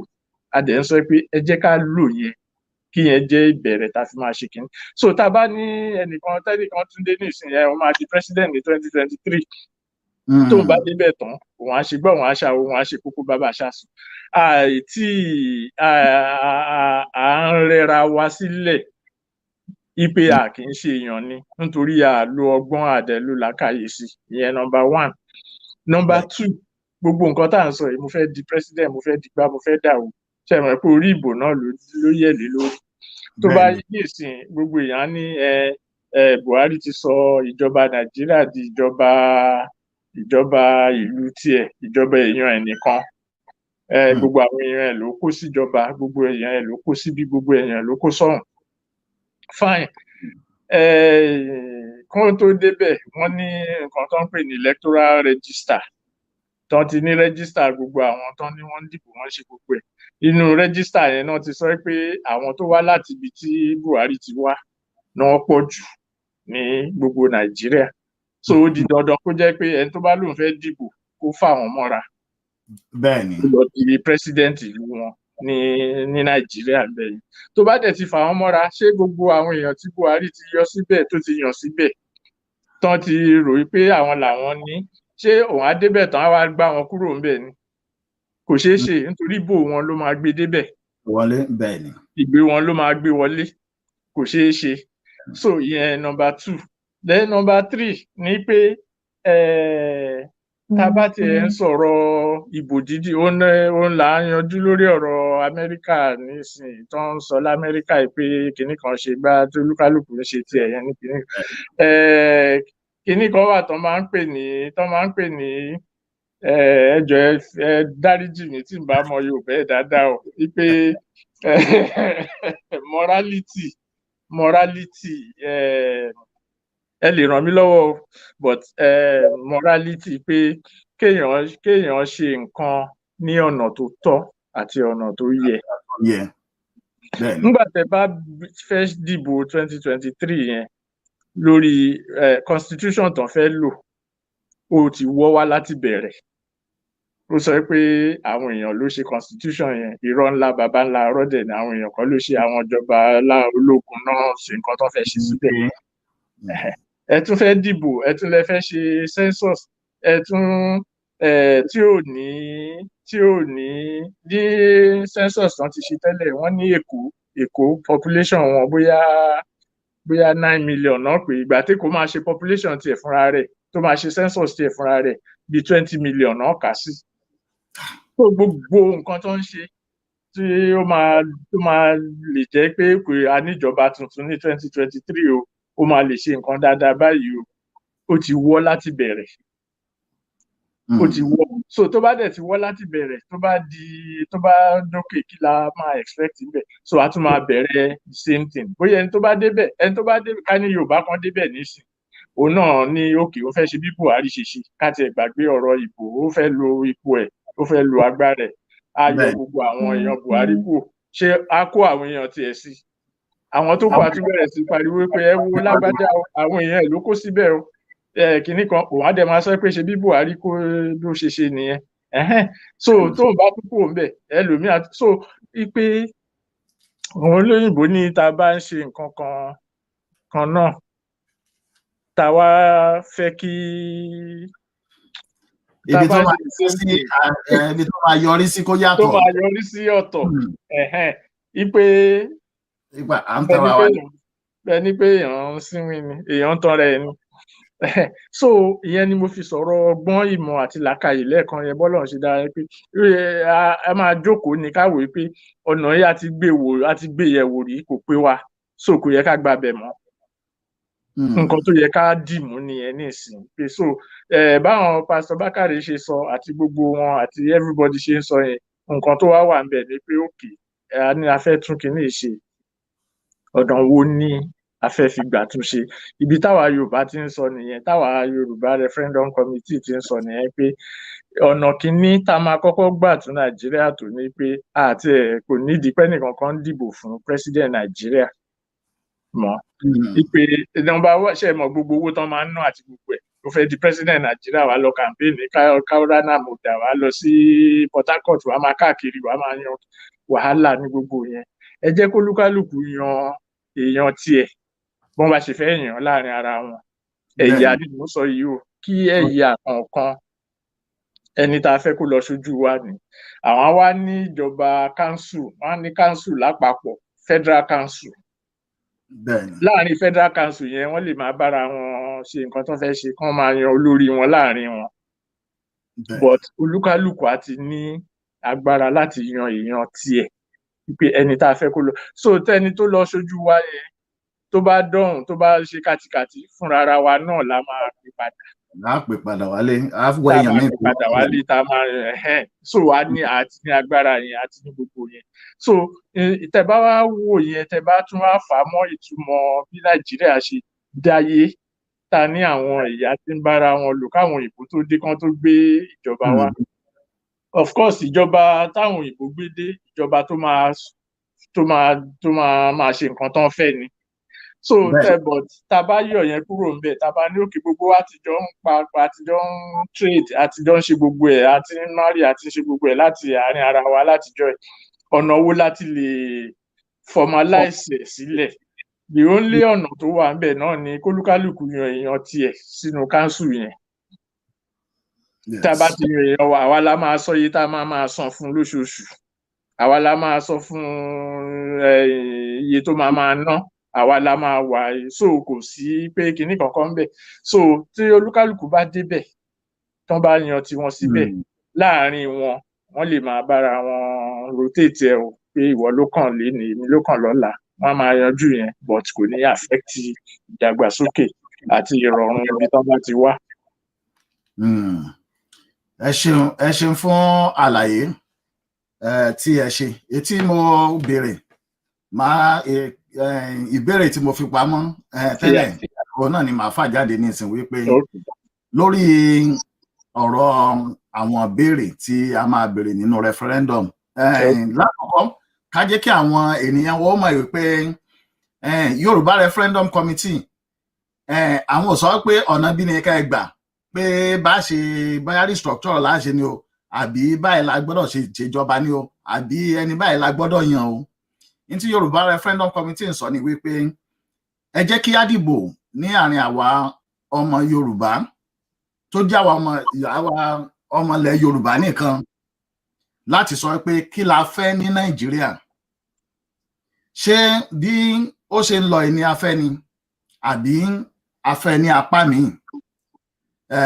So láti kàn lè fi ìlànà yẹn sílẹ̀ fún wa wípé Yorùbá Referendum Committee ò tí ì sọ wípé báyìí ní ká ṣe ṣèjọba. Sí ọ̀dọ̀ yín alàgbà Ọdẹ́dèyí, nípa ọ̀rọ̀ àwọn ìbéèrè tí a fẹ́ wá béèrè, ṣe máa bá wa ṣàlàyé apá méjèèjì tó pín sí. Ok, apá kìíní ní pé ṣe mọ̀ pé bí ìjọba nígbà tá ní àfẹ́ kì í ṣe pé à ń wá rògbòdìyàn àbí kinní kan, so à ń ṣe gbogbo ẹ̀ náà ní ìlànà tí ó lè mú ìrọ̀rùn bá àwọn tó wà níjọba àti àwọn tí ò sí níjọba ni. So ìkíní ni pé ṣé a fẹ́ kí àwọn ìjọba wa ní ìpínlẹ̀ Ògùn, Ọ̀yọ́, Oǹdó, Lagos, Èkìtì àti Ọ̀ṣun, àwọn stéètì mẹ́fẹ̀ẹ̀fà yẹn, ṣé a fẹ́ kí wọ́n darapọ̀ láti lè ṣe nǹkan tá a fẹ́ kán ṣe yìí lórí ọ̀rọ̀ referendum yìí? Ṣé a fẹ́ kán darapọ̀ mọ́ra kán wá ṣe lóṣù? Tí gbogbo ètò àkọ́kọ́ nìyẹn, ìkíní nìyẹn. Tán bá darapọ̀, olúkálùkù wọn á ní òfin ní ìpínlẹ̀ tiẹ̀ wípé nǹkan táwọn fẹ́ ṣe lélẹ̀, àwọn fẹ́ darapọ̀ mọ́ ara wọn láti lè ṣe nǹkan báyìí. So tán bá ti ìyẹn bẹ́ẹ̀ yẹn, n tó wá fa ipe kan darapọ̀ yẹn, ìyẹn wá ní pé ìyẹn ló máa wá gbé sílẹ̀ láàrin àwọn Yorùbá pé okay, tá bá ti darapọ̀ láti ṣe referendum yìí, nǹkan tí àwọn Yorùbá fẹ́ leléyìí. So ọ̀rọ̀ yẹn wá pín sí yes or no. Yes, òótọ́ a fẹ́ kán darapọ̀ láti ṣe nǹkan báyìí, àbí a fẹ́ kán darapọ̀ láti ṣe nǹkan báyìí pé ká ṣe máa ṣe bá ṣe ń lọ ni. So yes yẹn túmọ̀ sí pé lẹ́yìn pé ká kàn ká ṣe ara n tó so mọ́ di referendum yẹn ni pé irú tí mo sọ lẹ́ẹ̀kan yẹn pé a máa yan lórí ọ̀rọ̀ ta ló máa ṣe olórí Nàìjíríà bí ó ṣe kólúkálùkù yan tiẹ̀. Èyí tó tún jẹ mọ́ ni pé irú sísítẹ́ẹ̀mù ìjọba wo làwa gan fẹ́ láàrin ara wa. Mo ti sọ rí tí mo ní parliamentary system. Àwa la máa ní agbára lórí gbogbo ohun àlùmọ́ọ́nì àti ohun ilẹ̀ wa, tó jẹ́ pé a máa san tax fún federal government. Ó yẹ kí n mọ Yorùbá tax kẹ. Kí lẹ ti pè? Owó orí. Mo mọ̀ pé ó yẹ kí n mọ̀ pé a máa san owó orí fún ìjọba àpapọ̀ kan máa ṣe nǹkan tán bá fẹ́ ṣe lọ́dọ̀ tiwọn. A máa ní ọlọ́pàá tiwa, gbogbo ọ̀rọ̀ security tó ń sọ yìí, ọ̀rọ̀ EndSARS àti gbogbo ẹ̀, àwa la máa ṣe yẹn fúnra wa. Àdẹ̀mọ̀rú èèyàn tá a jẹ́, àmọ̀rú ìṣẹ̀dálẹ̀ wa, àmọ̀rú bá ṣe ń ṣe kinní pẹ̀lú ra wa, a máa mọ́ra wa. Then lórí gbogbo ẹ̀, a tún máa ní gbogbo ọ̀rọ̀ ilé ẹjọ́ àti gbogbo ẹ̀, àwa náà la máa jókòó lé lórí la máa dá gbogbo ẹ̀ ládẹ̀ láwọn agbẹjọ́rò tó sùn lọ dáadáa tán. In fact, ilẹ̀ Yorùbá ló kọ́kọ́ gbé the first agbẹjọ́rò dìde Nàìjíríà nígbà yẹn. So a ti ní gbogbo kìíní, so gbogbo yẹn wà ń bẹ̀. So lẹ́yìn tó wá tún so mọ́ ni pé láti má fa ìkùnsínú láàrin àwọn tó kù, tí a bá ti sọ pé nǹkan tá a fẹ́ nìyẹn, àwọn ìjọba mẹ́fẹ̀ẹ̀fà yẹn wọ́n wá gbé commission kan jáde tá a pè ní constitutional commission. Constitutional commission yẹn ló máa wá represent gbogbo ilẹ̀ Yorùbá, tó máa wá negotiate pẹ̀lú àwọn tó kù, bó jẹ́ àwọn Ìgbò ni o, bó jẹ́ Tiv ni o, bó jẹ́ Ìjọ ni o, bó jẹ́ Fúlàní ni o, wọ́n máa wá negotiate pé n táwọn Yorùbá láwọn fẹ́ rèé o, òfin dẹ̀ ti wà ń di ẹ̀ o, so báwo la ṣe máa ṣe gbogbo tó wà nílẹ̀, báwo la ṣe máa pín tá a ní, àti gbèsè Nàìjíríà àti owó Nàìjíríà, èwo ló jẹ́ tiwa, èwo ni ò jẹ́ tiwa. Àwọn yẹn náà máa ṣe gbogbo yẹn lọ bẹ́ẹ̀ yẹn.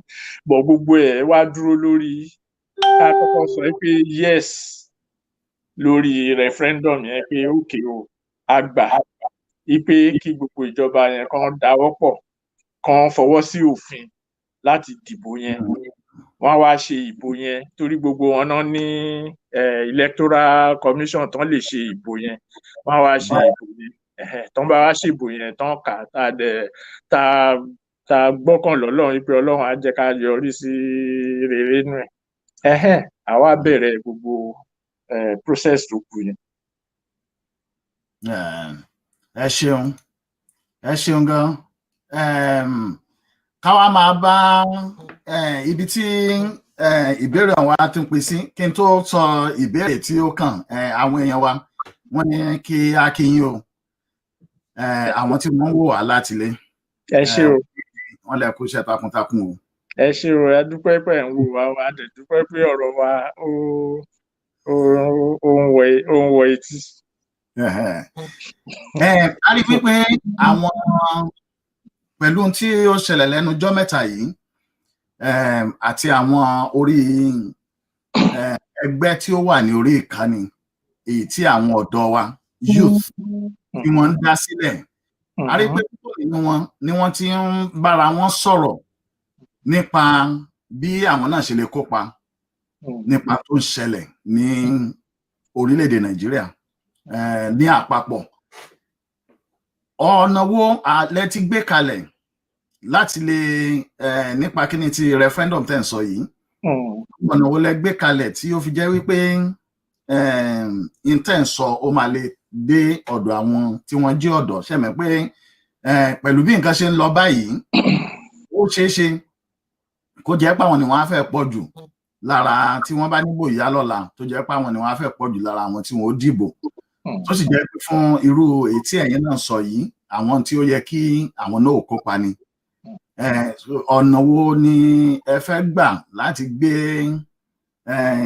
àwọn àlàyé tẹ́ ń ṣe yìí àbí àwọn tí ó ń jẹ́ Yorùbá Referendum Committee lọ́kàn tí ẹ fi máa lè gbé dé ọ̀dọ̀ àwọn ọ̀dọ́ ní ọ̀nà tí ó fi yé wọn tí wọ́n fi lè gbà.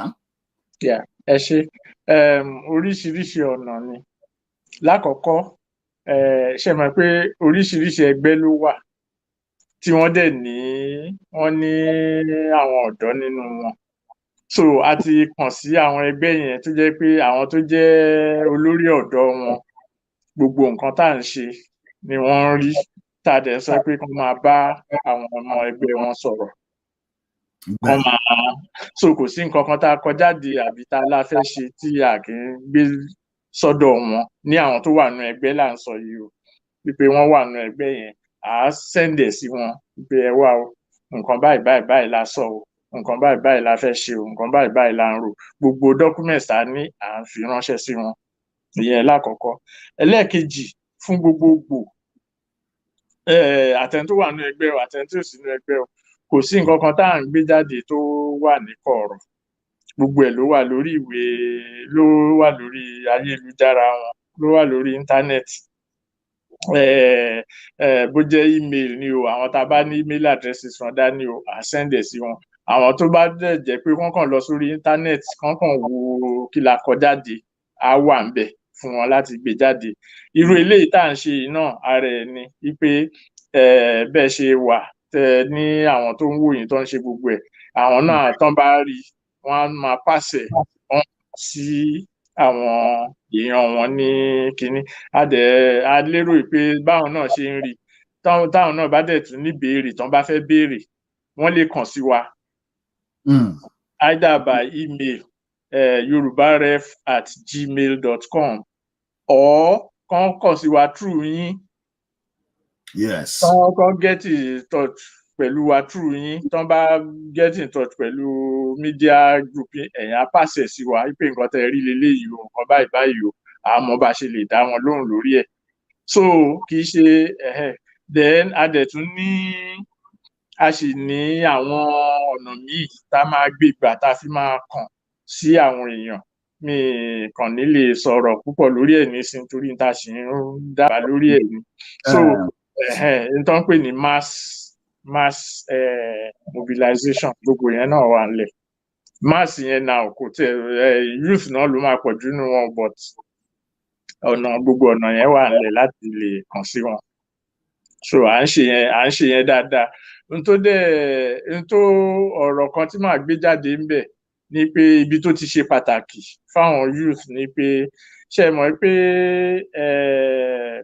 wọ́n ní ẹni tó bá gbàgbé orísun ẹ̀, odò tó bá gbàgbé orísun ẹ̀, ó máa gbẹ.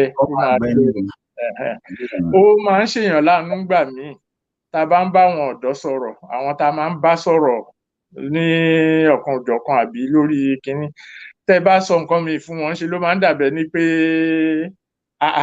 ìtàn leléyìí kò lè rí bẹ́ẹ̀. Òótọ́ dẹ̀ ni, kò sí ìlú kankan láyé yìí tó ń fìtàn ẹ̀ ṣeré. Ara wàhálà táwọn ológun dé bá ní ìtàn kó lè ìgbà yẹn history tá tiẹ̀ ń kọ́ ní school nígbà yẹn kì í ṣe history tó tiẹ̀ tún tó pé wa o, bọ̀ wọ́n tiẹ̀ tún wá cancel yẹn gan wípé kán má tiẹ̀ kọ́ mọ́. Báwo lèèyàn ṣe máa wà láyé tẹ máa ní kó má mọ ìtàn ẹ̀? Olúwẹ̀ ti dòkú nìyẹn.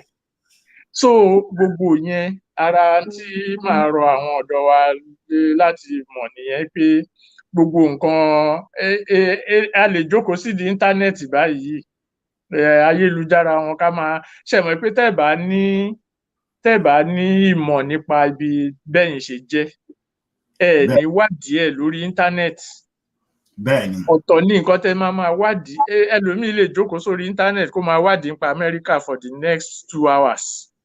Kó má tẹ̀ béèrè pé Yorùbá yìí kí ni ìtàn wọn, nítorí gbogbo ohun tó wà lórí ẹ̀ kì í ṣe nípa Yorùbá. Ó ti gbàgbé nípa ẹ̀ kó rò pé kò jámọ́ nǹkan kan. So ohun tó bá wà nínú èèyàn, àwọn tó dẹ̀ dá àwọn olóyìnbó náà sọ pé íńtánẹ́ẹ̀tì àbí kọ̀ǹpútà garbage in garbage out ni. Wọ́n tó bá gbé sínú ẹ̀ náà ló máa gbé jáde fún ẹ.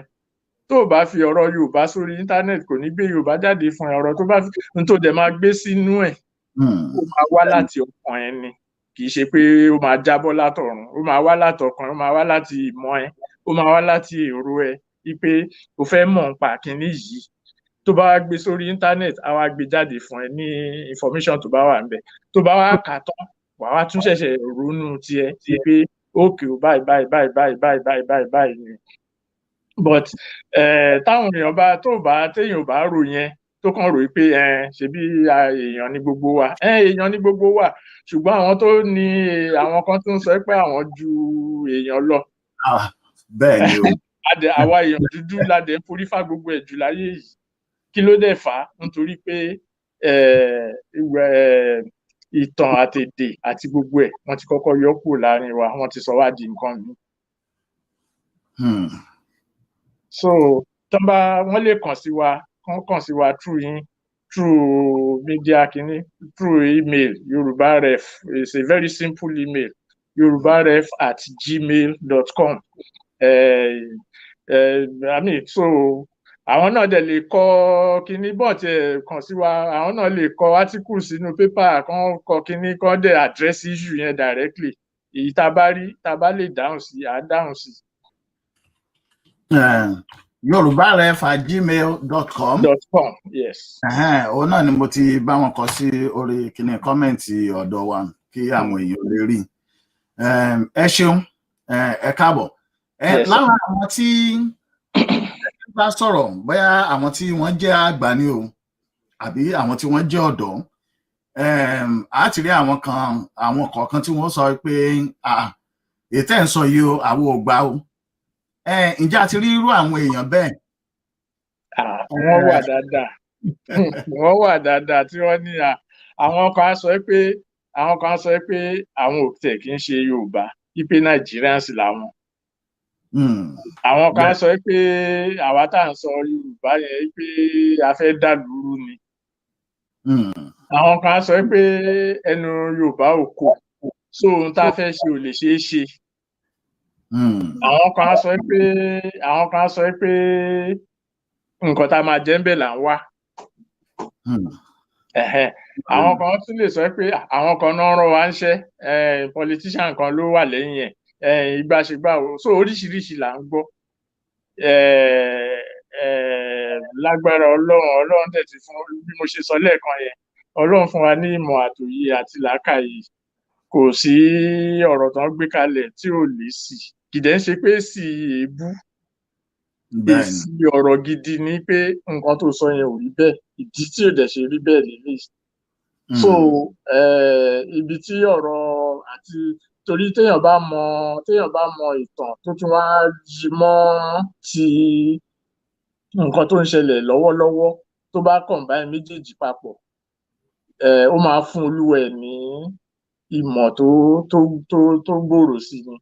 And àwa Yorùbá ní ọmọdé gbọ́n àgbà gbọ́n la fi dálé Ifẹ̀. So kì í ṣe pé ọgbọ́n yẹn ò sí lọ́dọ̀ ẹnìkan. Bẹ́ẹ̀ni. But the patience àti ability láti lè sọ pé okay, mo fẹ́ mọ ìdí tí kinní ṣe rí báyìí.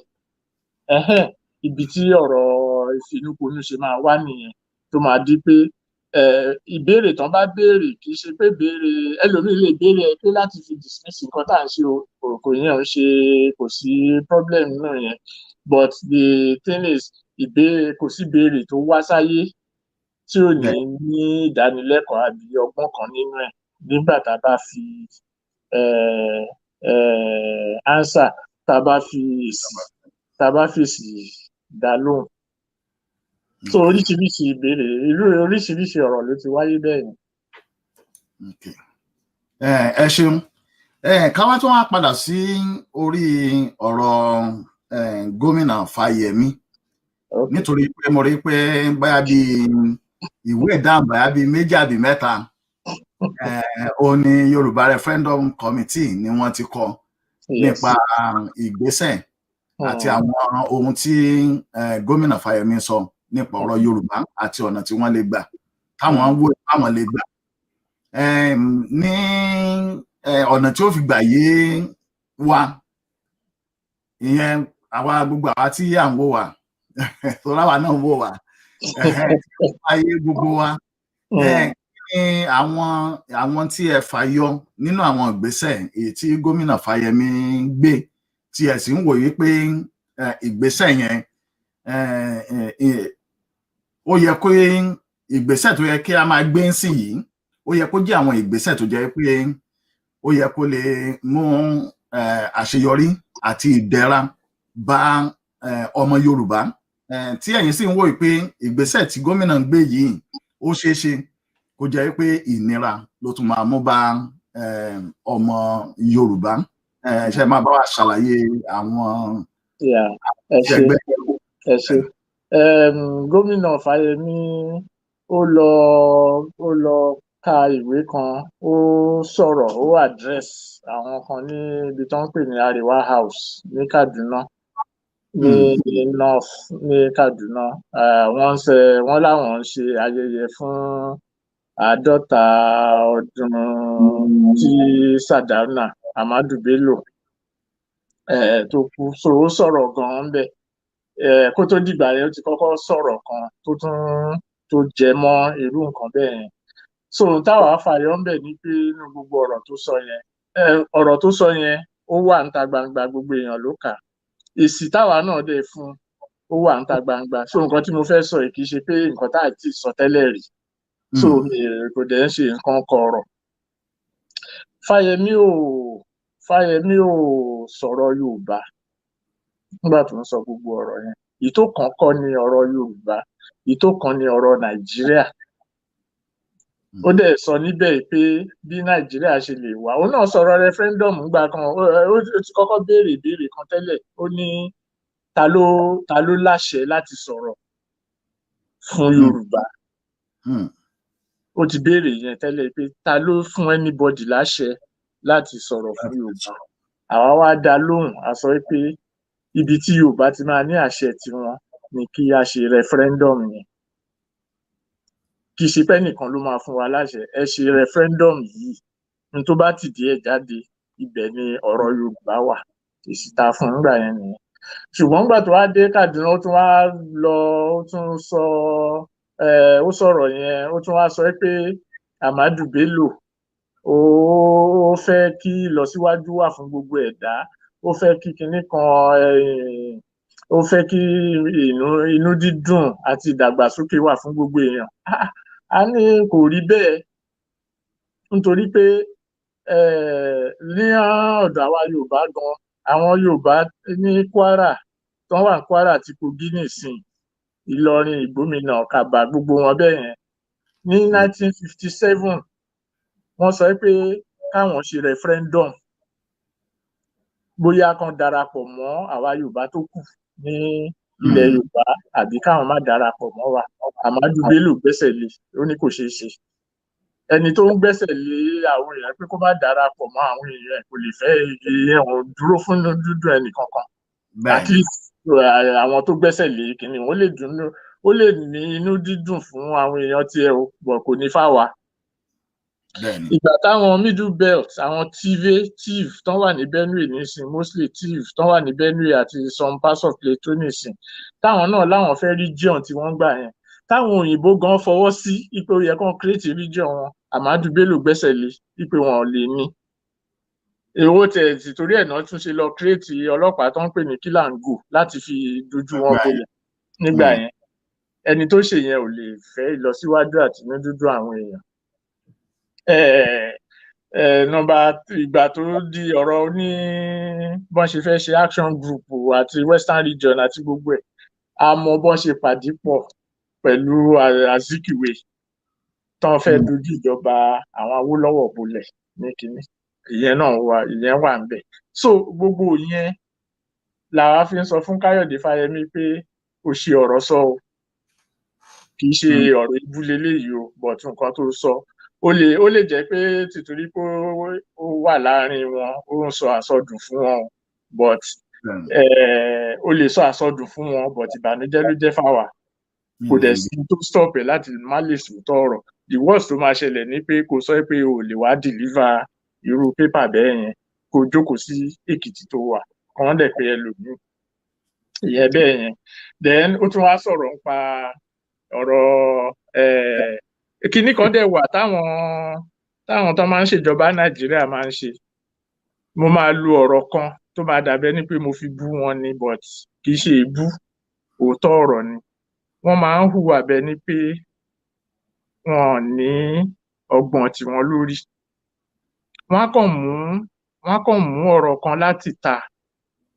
Amẹ́ríkà àbí láti Europe wọ́n á kàn gbé wá sí Nàìjíríà pé bó ṣe yẹ kó rí nìyẹn wọn ò ní wo kí ló fà á tí wọ́n ṣe sọ̀rọ̀ yẹn níbi tán ti sọ ṣé ìdí yẹn bá ìdí tiwa mu àbí kò bá mu so expression kan wà tán máa ń lò especially láti Amẹ́ríkà iná tí mo wá tán máa ń ní Amẹ́ríkà máa ń sọ pé for a more perfect union òun náà wá dé Nàìjíríà ní Kaduna òun náà sọ pé àwọn fẹ́ a more perfect union fún Nàìjíríà kí ni perfect union l'Amẹ́ríkà báwo kí ni ìdí ẹ̀ àwa rí i pé kò tiẹ̀ sínú constitution Amẹ́ríkà gbẹ́nu preamble ló wà nǹkan t'Amẹ́ríkà dẹ̀ ṣe sọ bẹ́ẹ̀ ni pé àwọn states tán create union yẹn nígbà tí wọ́n bẹ̀rẹ̀ Amẹ́ríkà ńgbà yẹn ni wọ́n ń sọ̀rọ̀ nípa ẹ̀ kì í ṣe àwọn èèyàn nítorí pé àwọn èèyàn tó ń gbé Amẹ́ríkà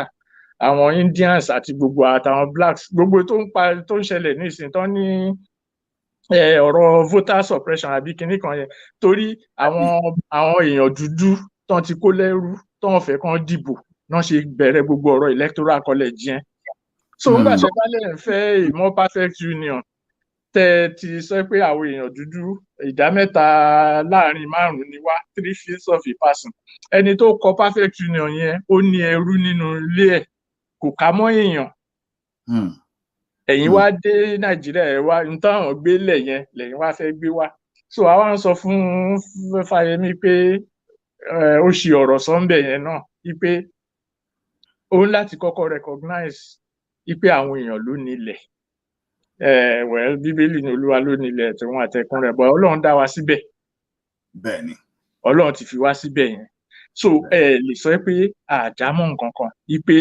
ilẹ̀ nìkan ló mátà ilẹ̀ nìkan mátà sí àwọn tó dá Amẹ́ríkà lẹ̀ torí pé wọ́n ti parí gbogbo àwọn èèyàn tó ń gbé bẹ̀ àwọn ti débẹ̀ wọ́n ti gba ilẹ̀ yẹn so ilẹ̀ yẹn tí wọ́n ní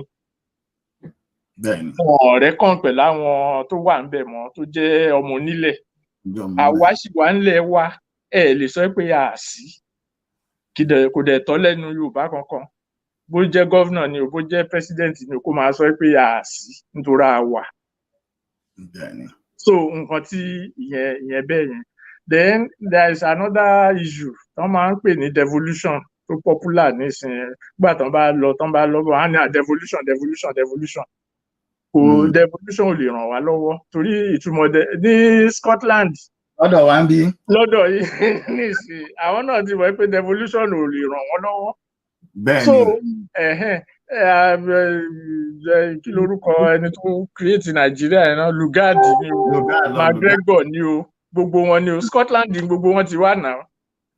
So Scotland dẹ̀ sọ pé yes àjọ ń ṣèdè Gẹ̀ẹ́sì kan náà but ilẹ̀ yìí ó ilẹ̀ tiwa ni o a dẹ̀ fẹ́ ní agbára lórí ẹ̀.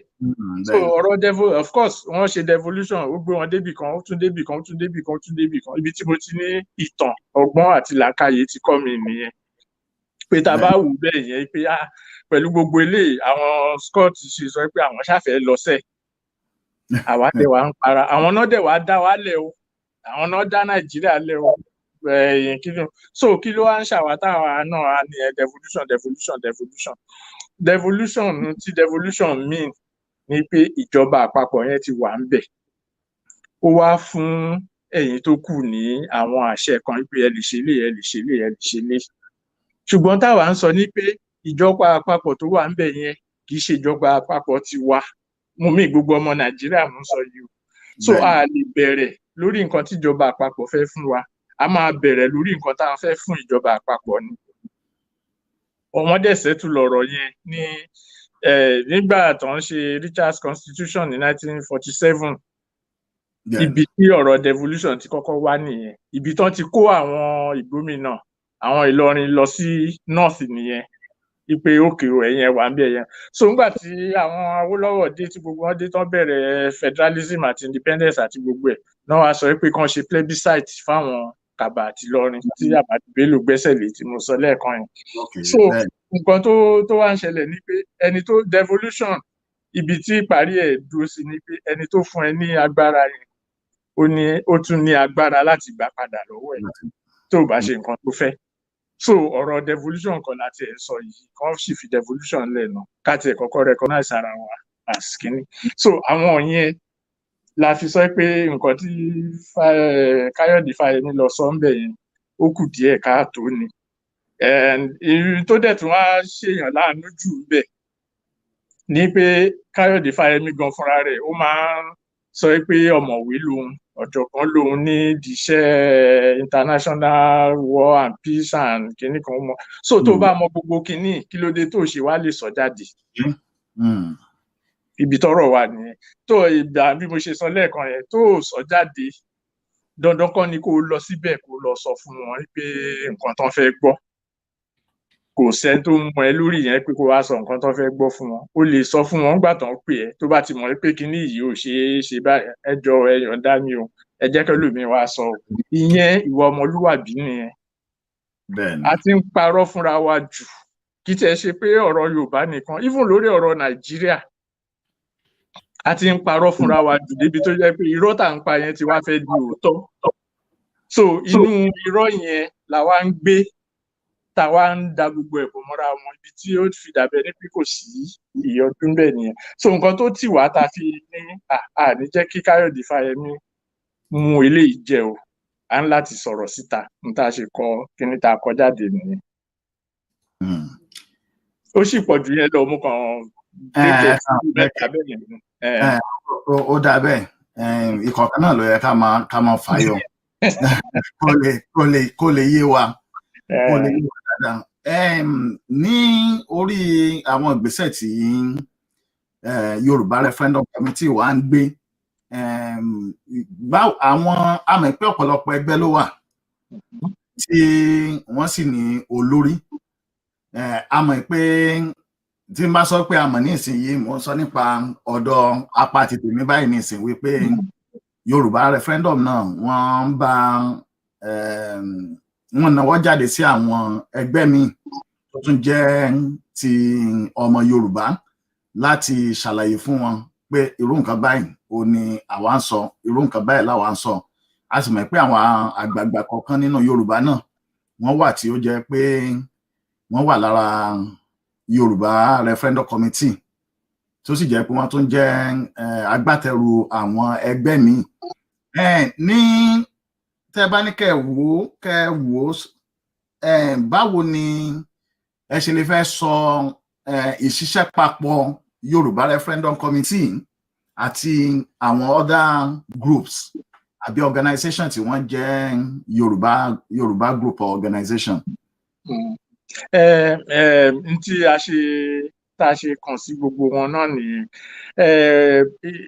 Wàhálà kan tó máa ń wà nílẹ̀ Yorùbá ó dẹ̀ mo mẹ́nu bà lẹ́ẹ̀kan nínú nǹkan tí mo ní àwọn ọ̀dọ́ yẹn máa ń sọ tán máa ń ní ẹnu wa ò papọ̀ ẹnu wa ò papọ̀ ẹnu wa ò. Problem Yorùbá kọ́ ni kẹ́nu papọ̀. Problem tá a ní ni pé ọ̀nà wo la fẹ́ gbà ṣe àṣeyọrí nǹkan tá à ń ṣe. So nǹkan táwa gbélẹ̀ fún gbogbo àwọn tá à ń bá sọ̀rọ̀ àtàgbà àtọmọdé àti gbogbo wọn ni pé gbogbo wa mọ̀ pé problem wà nílẹ̀. Àwa dẹ̀ sọ pé ẹ jẹ́ ká ṣe referendum yìí láti yọra wa kúrò nínú problem yẹn. So nǹkan táwa wá sọ ni pé n ta fẹ́ látọ̀dọ̀ wọn nìkan ti darapọ̀ mọ́ ọ̀rọ̀ referendum yẹn. Nǹkan tó bá ń ṣẹlẹ̀ nínú ẹgbẹ́ wọn àbí láàrin ẹgbẹ́ wọn àtẹgbẹ́ míì ìyẹn ò kàn wá. Ẹgbẹ́ lè jà kán túká kán tún rìgúùpù kán ṣe bó ṣe máa ń ṣẹlẹ̀ nìyẹn. Ìyẹn kọ́ ni ìyẹn ò ń ṣe nǹkan tó ṣàjèjì. Ṣùgbọ́n tá a bá ti sọ pé a fẹ́ ṣe àṣeyọrí inú kinní yìí a dẹ̀ fẹ́ yọra wa o, ẹ jẹ́ ká sowọ́pọ̀ lórí eléyìí. Tá a bá sowọ́pọ̀ lórí eléyìí tá a bá ṣe olúkálùkù sì lè máa ṣe nǹkan tó fẹ́ ṣe. Eléyìí ò dẹ̀ kì í ṣe ọ̀rọ̀ ẹgbẹ́ wípé a fẹ́ dẹ́gbẹ́ kan lẹ̀ láti lè ṣe báyìí torí àti máa ṣe yẹn àti tún bring gbogbo problem tó wà ní ẹgbẹ́ tán ti wà tẹ́lẹ̀ wọ́n á tún gbé wá síbẹ̀ nìyí. So ẹ fi yẹn lẹ̀ kan eléyìí tá a bá dẹ̀ dì í mú á ṣòro láti túká nítorí pé focus ẹ̀ wà singular focus ẹ̀ ibi tó ń lọ ibi tó kọjú sí kì í ṣe nǹkan lè gé sí méjì. Ẹni tó bá fẹ́ dàrú àbẹ tó bá fẹ́ bàjẹ́ nǹkan tó lè sọ ni pé òun ò lọ mọ́ but kò ní sọ pé ọ̀nà yẹn ò ṣe é lọ. Tó bá dẹ̀ tí lóun ò lọ mọ́ á dẹ̀ sọ pé ó ṣe o ó dàbọ̀ máa bá tiẹ̀ lọ. Kò lè so tí n táwa ń sọ fún wọn nìyẹn pé ọ̀nà rèé láti yọ Yorùbá kúrò lóko ẹrú Nàìjíríà. Ẹ jẹ́ kó olúkálùkù sowọ́pọ̀ mọ́ ọ̀nà yẹn. Ẹni tó bá jẹ́ tá a bá ní òkè ìwọ lọ ṣaṣojú wa ń bí báyìí o lọ ṣe aṣojú fún wa ń bí báyìí o lọ sọ̀rọ̀ fún wa ń bí báyìí o tó bá débẹ̀ tí ò bá sọ̀rọ̀ nípa ìlànà yẹn tó jẹ́ pé ọ̀tọ̀ ni nǹkan tó ń sọ ṣe mọ̀ pé kò sí jà ń bẹ̀ kò sí pé bóyá ẹnìkan fẹ́ gbapò lọ́wọ́ ẹ̀ àbí ẹnìkan bẹ́ nìkan jà níta kan máa sọ fún ni pé ó ti ṣe ọ̀rọ̀ sọ ibi ọ̀tọ̀ ni nǹkan tó tá a rán ẹ̀ ọ̀tọ̀ ni tó lọ sọ ìyẹn clear. So tí gbogbo àwọn ẹgbẹ́ àti ojúlùmọ̀ àti individuals pé òkè gbogbo wa ti fọwọ́ sí kinní pé bó ṣe máa lọ rílé yìí kò sí tó máa dá dúró. So nǹkan tí tá à ń tiraka láti ṣe nìyí pé kí àwọn èèyàn fọwọ́ sí even nígbà tá a sọ pé gọ́vnà Káyọ̀dé Fáyẹmí lọ sọ tó sọ tá a sọ fún yẹn nígbà tá a máa parí ẹ̀ nǹkan tá a sọ náà ni pé ìwọ ni gọ́vnà Èkìtì state fọwọ́ sí kinní yìí. So kì í ṣe ọ̀rọ̀ jàlélé yìí kì í ṣe ọ̀rọ̀ kinní bọ̀ tí pé níta kan sọ ní pé ẹ wá nínú gbogbo tó ti wà nílẹ̀ nísìnyí àwọn ọ̀nà wo ló wà nílẹ̀ mo fẹ́ di president àti mọ̀ pé kò sọ́nà ńbẹ̀ kì í ṣe pé kò lè di president o but fún ọ̀rọ̀ ìdàgbàsókè wa àti gbogbo ẹ̀ là ń sọ yìí o ìyẹn kò sọ́nà ńbẹ̀. Ok ẹ jẹ́ ká parapọ̀ mọ́ àwọn Ìgbò àbí àwọn kinní kan ká lè choose the same thing náà ni tẹ́ bá parapọ̀ mọ́ wọn kò ṣe bí láti di president náà ni. So nǹkan tá à ń sọ ni pé ẹ jẹ́ kó olúkálùkù lọ ṣe referendum yẹn nílé ìyẹn nìkan ní ọ̀nà tá a lè gbà yọ nígbà tí ọ̀nà tá a bá ti agree bẹ́ẹ̀ yẹn pé referendum yìí nígbà tí Nàìjíríà àwọn National Assembly wọ́n láwọn fẹ́ ṣe review bọ́n ṣe máa ń ṣe ọdọọdún náà máa ń ṣe review constitution wọn. So nígbà tá àwa sọ pé tiwa leléyìí o tìyín leléyìí a lè wá tún wá sọ nígbà táwa Yorùbá bá dẹ̀ ti dìbò lórí ẹ̀ National Assembly lè wá láti sọ pé ìsọkúsọ là ń sọ. bẹ́ẹ̀ni.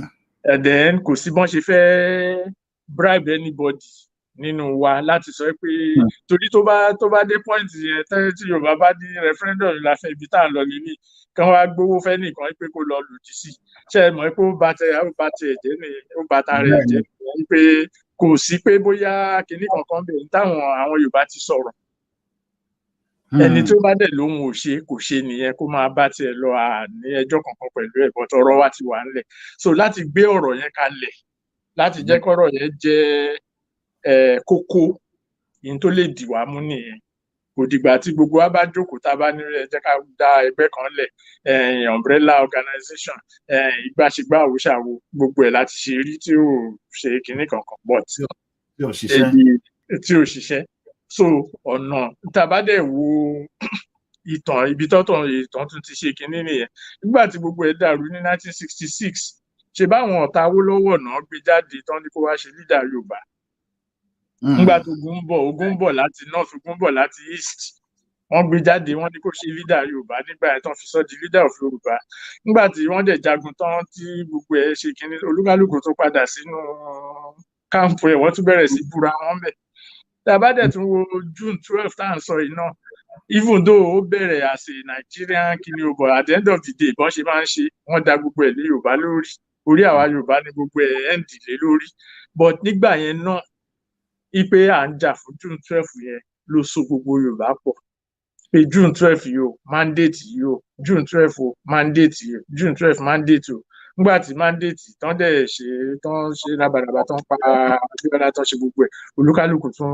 bọ́ sí ipò tààrẹ so nǹkan tá à ń sọ náà nìyẹn pé nígbà yẹn ẹni tó bá lóun fẹ́ lòdì sí leadership Awólọ́wọ̀ as leader of Yorùbá ó mọ̀ pé gbogbo Yorùbá lòun dojúkọ nìyẹn bóyá Awólọ́wọ̀ jẹ́ lówó àbí ó jẹ́ lówó àkókò jẹ àbí òkòwò jẹ òkò mátà mọ́ ńgbà yẹn the same thing nígbà June gbogbo alámọ̀ èèyàn t'Abíọ́lá jẹ́ nígbà tó ń ṣe gbogbo nǹkan tó ń ṣe bọ̀ nígbà tọ́rọ̀ June 12 ṣẹlẹ̀ everybody pa ìyẹn tì pé irọ́ nígbà eléyìí o olúkálùkù dẹ̀ ṣe tiẹ̀ lọ so ẹni tó bá lóun dojú kò ẹ wo àwọn tó ń yapa ńgbà yẹn tó ní àwọn lọ bá Abacha ṣe níbo ni gbogbo wọn wà lénìí wọn kò sẹ́ni tó pa wọn kò sẹ́ni tó ṣe nǹkan kan but gbogbo wọn wà bí ẹni tí ò sí náà ni so nǹkan tá à ń sọ nìyẹn wípé irú eléyìí ọ̀nà àbáyọ la pè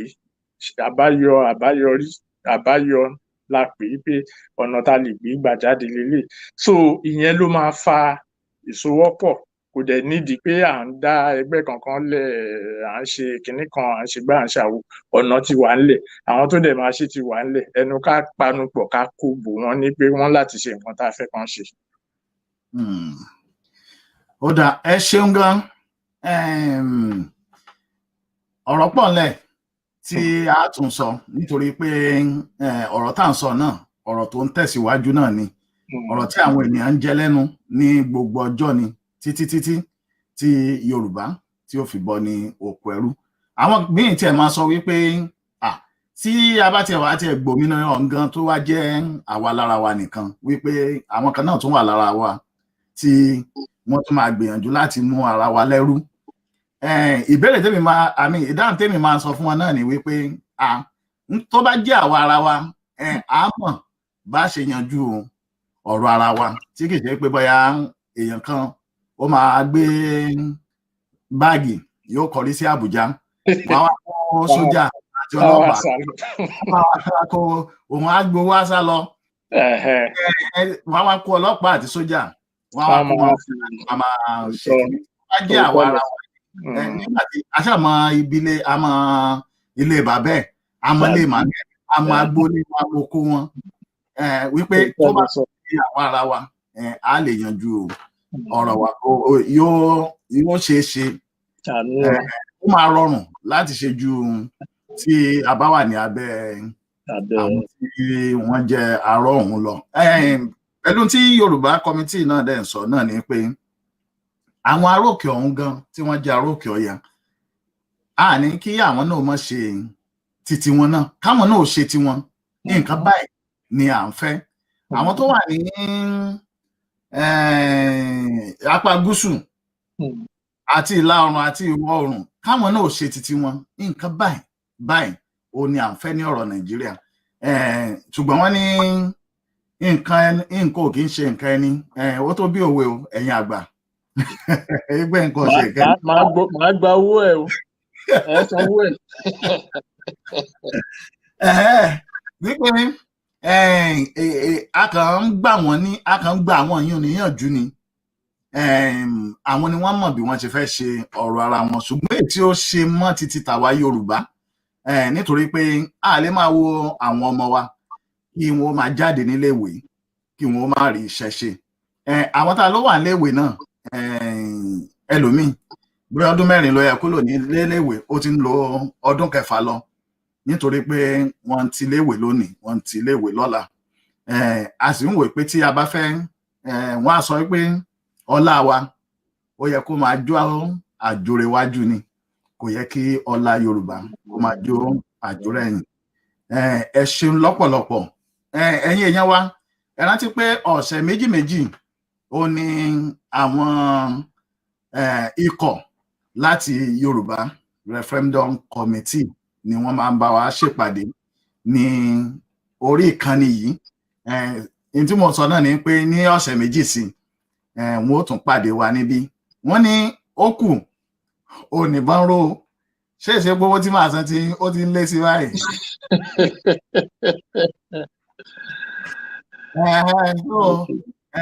Àwọn wọ́n sì sọ pé kì í ṣàwọn nìkan o wọ́n ní àwọn táwọn wà ń bẹ̀ àwọn pọ̀ nígbà tí ó bá yá àwọn yòókù náà wọ́n mọ̀ yọjú lẹ́yọ kọ̀ọ̀kan ẹ lè mọ̀ wípé n tí àwọn àgbà náà sọ ni pé igi kan kò lè dágbó ṣe àwọn nìkan kọ́ àwọn èèyàn yòókù náà wà níbẹ̀. Ẹ ṣeun púpọ̀ alàgbà Fẹ́mi a máa rí yín bá o. Ẹ ṣé gan o ẹni tẹ́ gbọ́ wa náà ẹ ṣé o Ọlọ́run á dá gbogbo wa sí o. Àmì àṣẹ o. Ẹ ṣeun. Yes, sir.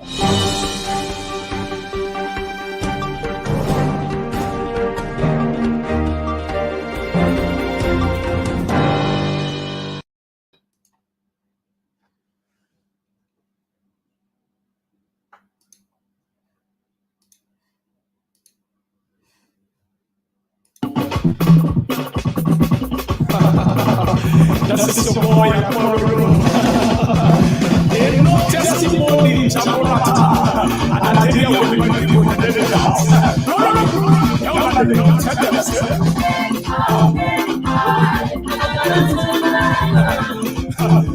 when you see what you don't do, you go home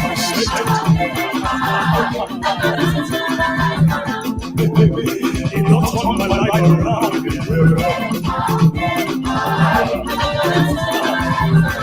Every time I go to call this morning and say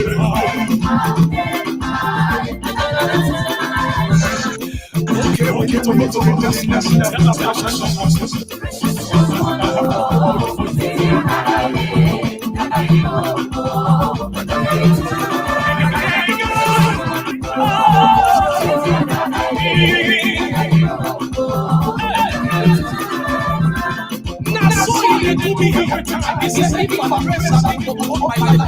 so I got people now.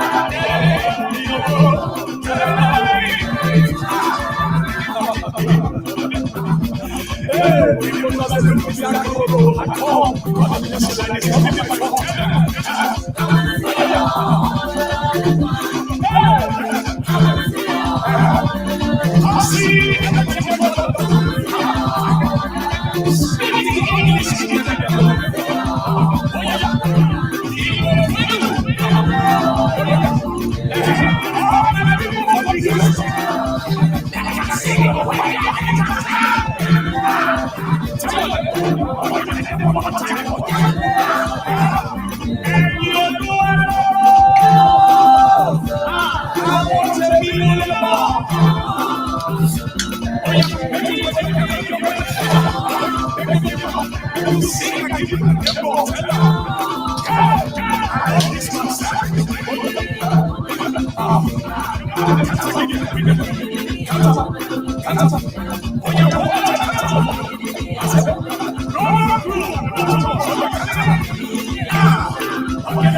This one I talk. Every time I go there, watch it go in the book. If you know before your days,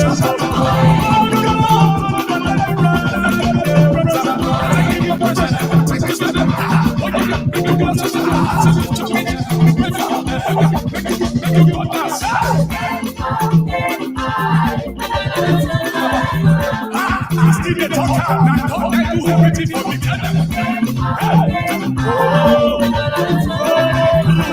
Then after this one, the winning that is straight. Tell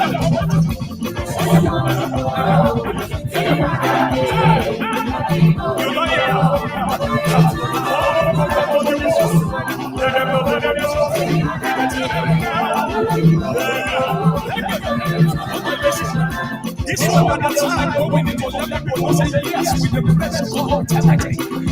We got the road nation yesterday. It's your hands.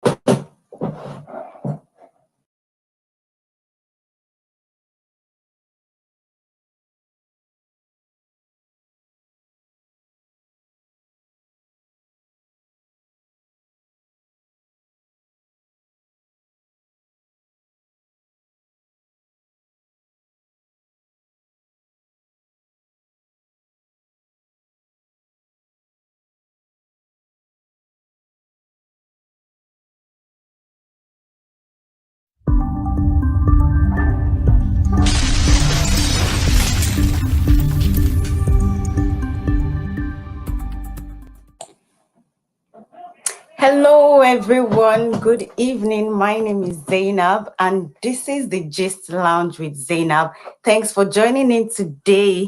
So basically, Gist Lounge is where we are just going to be like talking about everything that has been going on in the past week, and just it's not nothing serious, right? So we are just going to be gisting and having fun with each other. So please make sure you drop your comments. So I'm going to read your comments and let's just have a conversation. You get me, yeah? So firstly, what happened in last week was, so CNN dropped like a video which revealed what happened at Lekki Toll Gate. Like, I mean, everyone has been denying about what happened at the Lekki Toll Gate. Nobody is saying who invited the army to the Lekki Toll Gate. But yes, CNN has just dropped a video which showed everything that happened at the Lekki Toll Gate, the investigation. I mean, that was a thorough investigation. So I'm going to be showing you a video of what CNN showed us. So right here.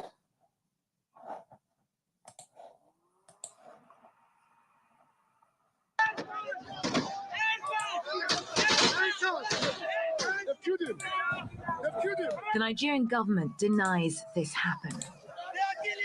A peaceful protest turned deadly. The police came, we were peaceful. They came and started shooting at us. CNN investigated the events at Lekki Tollgate the night of October 20th in Lagos, Nigeria. After analyzing hours of footage, we are going to tell a story that is radically different than the one the authorities are telling. That peaceful protest, Abi? Okay, make everybody listen. Now, where's the flag? This is Godson. He was one of the demonstrators having fun live streaming the event. He, like many others, gathered in a peaceful demonstration of discontent after weeks of protest against what they called systemic police brutality and corruption. What Godson and the protesters did not know is that the army is already on its way. This is Bonny Camp, a military garrison on the south side of Lagos. We know through analyzing footage they left at 6:29 p.m. heading towards Lekki Tollgate. We can see here the Nigerian government forces approaching. The protesters are gathered on the other side of the gate. As Nigerian forces get closer, you can see shots. At 6:43 p.m., we start hearing gunfire. We know this from the timestamp and data on this video.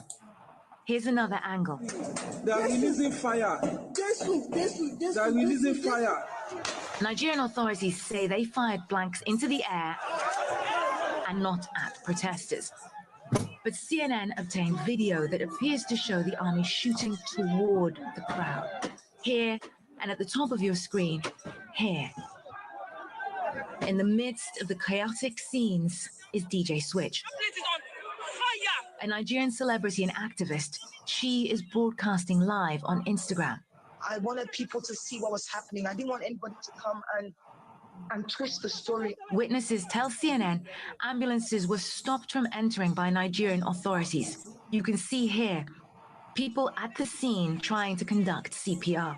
Please explain to me how, in which part of the world do you go to a protest with live bullets? Everybody look at this. These are the bullets that were falling. They were falling by our side that we're dodging bullets. CNN has verified that these bullet casings are from live ammunition. They are of mixed origin. Some are Serbian. This one from 2005. Nigerian military sources verified to us that these are munitions that are currently in use by Nigeria's army. And in collaboration with the Balkan Investigative Reporting Network, we were also able to procure Serbian export documents, proving that Nigeria purchased weaponry from Serbia for almost every year between 2005 and 2016. The shooting continued past midnight. Eyewitnesses tell us it wasn't just the army. At this point, they say police arrive and open fire. My head is broken, my leg is broken, and police are still shooting at us. If I don't make it through the night, let it be known I died fighting for our freedom. So why were live rounds used at a peaceful protest? Many family members of those still missing are asking that question as they hunt for answers or the bodies of their loved ones. Elisha's brother Victor was at the protest that night. Someone picked my brother's phone and called me and said that my brother Victor Sunday is among of those people that was shot at Lekki Tollgate. And I entered into the hospital and searched. I did not see him. and we are trying our best to just find him, but there's no way to find him. What we're about to show you is incredibly graphic, but it's also incredibly important. This is Elisha's brother Victor. The data in this footage shows it was filmed at 1:04 a.m. at Lekki Tollgate. Elisha says he received a call about his brother's death around this time. This places Victor exactly at the location of the protest on the night witnesses say they were shot at. This is important because Nigerian authorities deny anyone was killed at the scene. Since this incident, CNN has contacted over 100 protesters and family members. They pointed their guns at us and they started shooting. We asked what they heard. When we had gunshots from behind the toll and felt. This is where I was shot and the bullet went through my back. Many are in hiding. Some have fled the country. CNN tried to share these findings with the Nigerian army but received no response.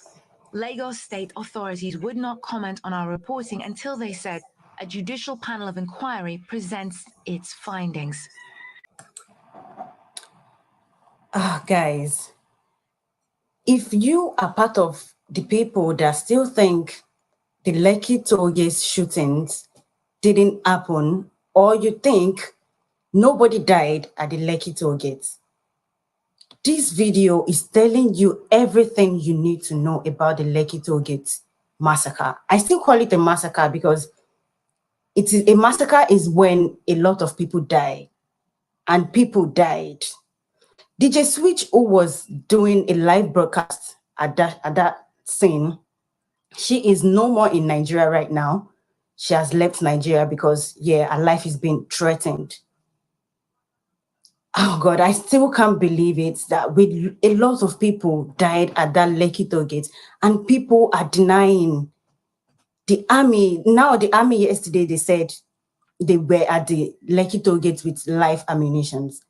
But the army now, they are now angry because the Lagos state government is saying it didn't invite them.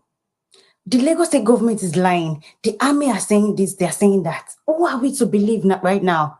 Like, if they're just saying this and that, we don't even know what to believe again. What is Nigeria turning into? This is like I don't even get it anymore. Nigeria has just turned into a war zone. Why would you be killing peaceful protesters? Like, I don't understand it. Which brings me now to Kenechukwu Okeke. Kenechukwu Okeke last week he sued about 50 people in Nigeria. I filed a lawsuit against them because they were promoting the NSAS protest. It should also be suing the Lagos State governor because, yeah, we all saw a viral picture and video that went viral on the internet of the Lagos State government carrying a placard of NSAS. Why didn't Kenechukwu Okeke sue the Lagos State governor? So I'm going to show you a picture now of a tweet that he said is going to sue CNN. So this particular person is Kenechukwu Okeke.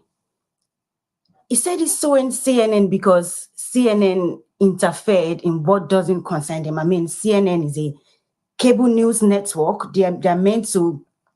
This is their job. This is exactly what they're meant to do. So in his tweet, he said it is an affront or impingement on Nigeria's sovereignty or judicial processes for CNN Africa to have investigated, concluded, or prejudged issues being litigated or debated before a tribunal established by law. This is intolerable and there must be sanctions. He also said, I will therefore initiate criminal contempt proceedings against all the CNN staff without any exception that deliberately and egregiously impugn. Oh my God, this grammar is even too much for me to read. Failure to abide by this decree will earn you a criminal suit in accordance with the law. Kenechukwu Okeke, what are you saying, my brother? What are you saying? You are a Nigerian youth. You are not meant to. really, I think there's someone pushing this guy to do all these things he's doing.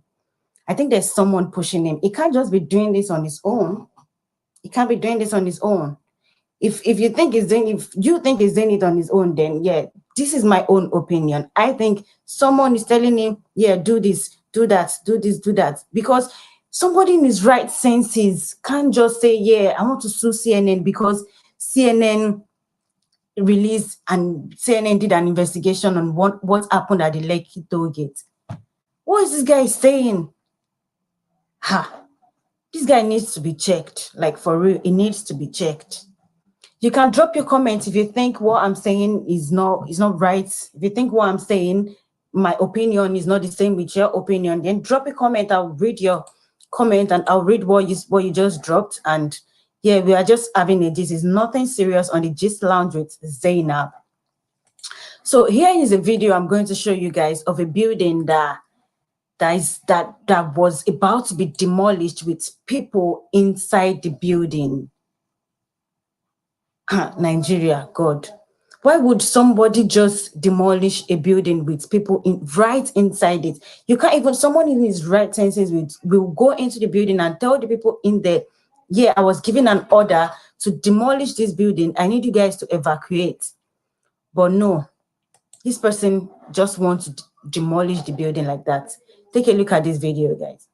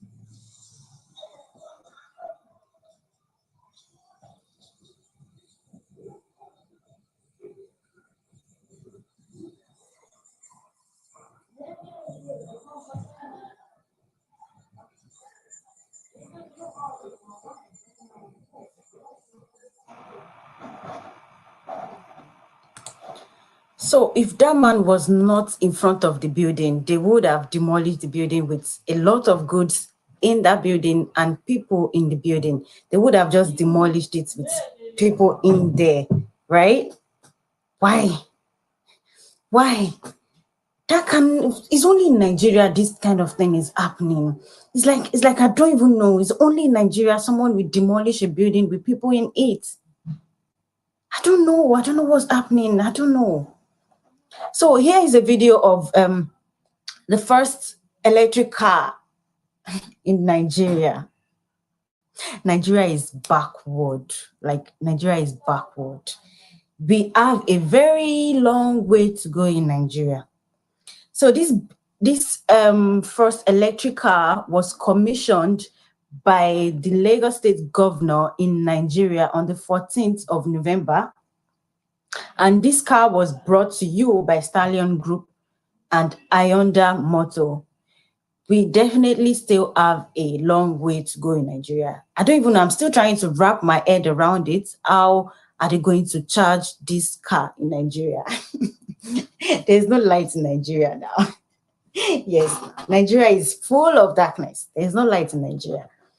Guys, don't forget, this is just my own opinion. I'm just talking. This is just my own opinion. And this is why it's called the Gist Lounge with Zainab, because it's just a gist. We are just gisting. So nothing serious on here. There's nothing serious. So this is the video. Yeah. Please give the way, give it. Yeah. Wow, wow.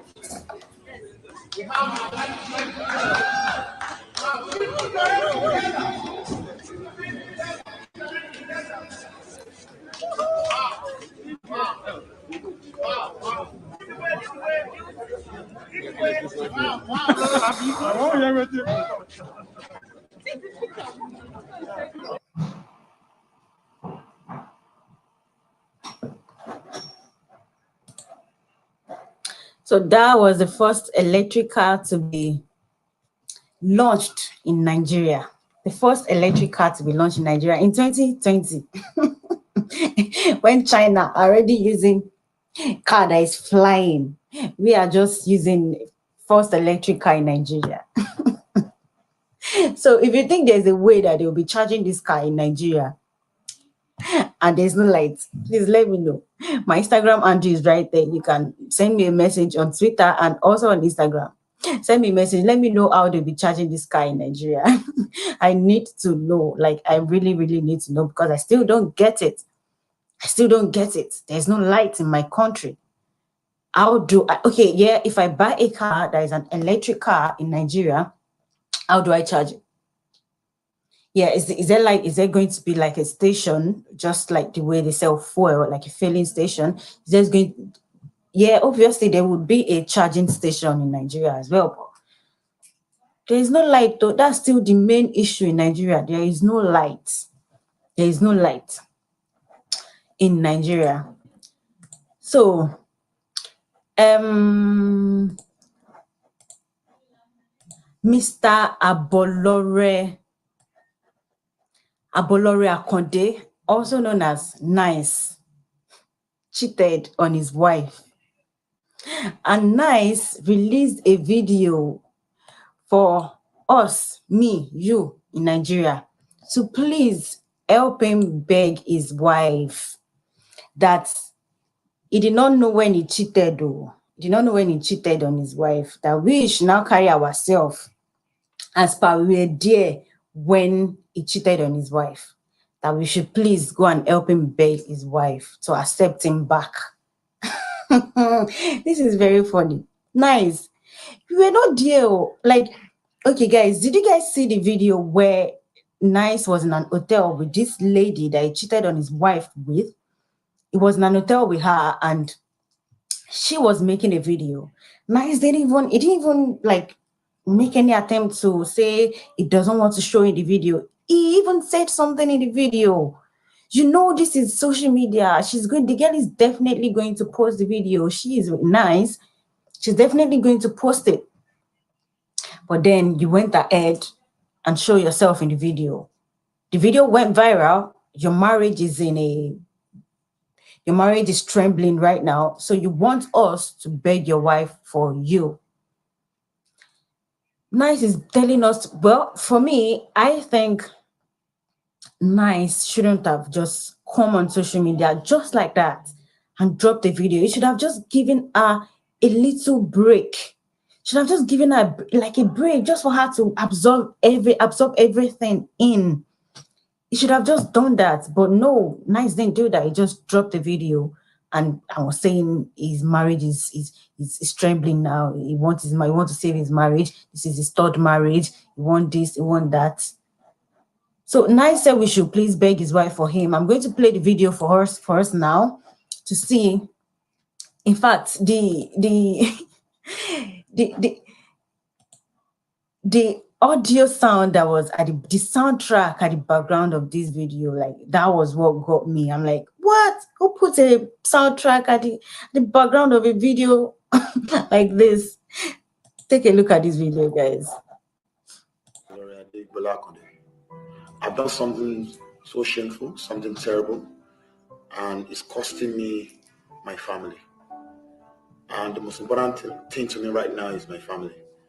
That Nice that you always see, that you always appreciate, is because I have a backbone, my wife, Alaskoni Akande. And because of this terrible thing that I've done, it's costing me a lot, a whole lot. I apologize for what I have done. And I need you guys to help me beg my wife. She's my backbone.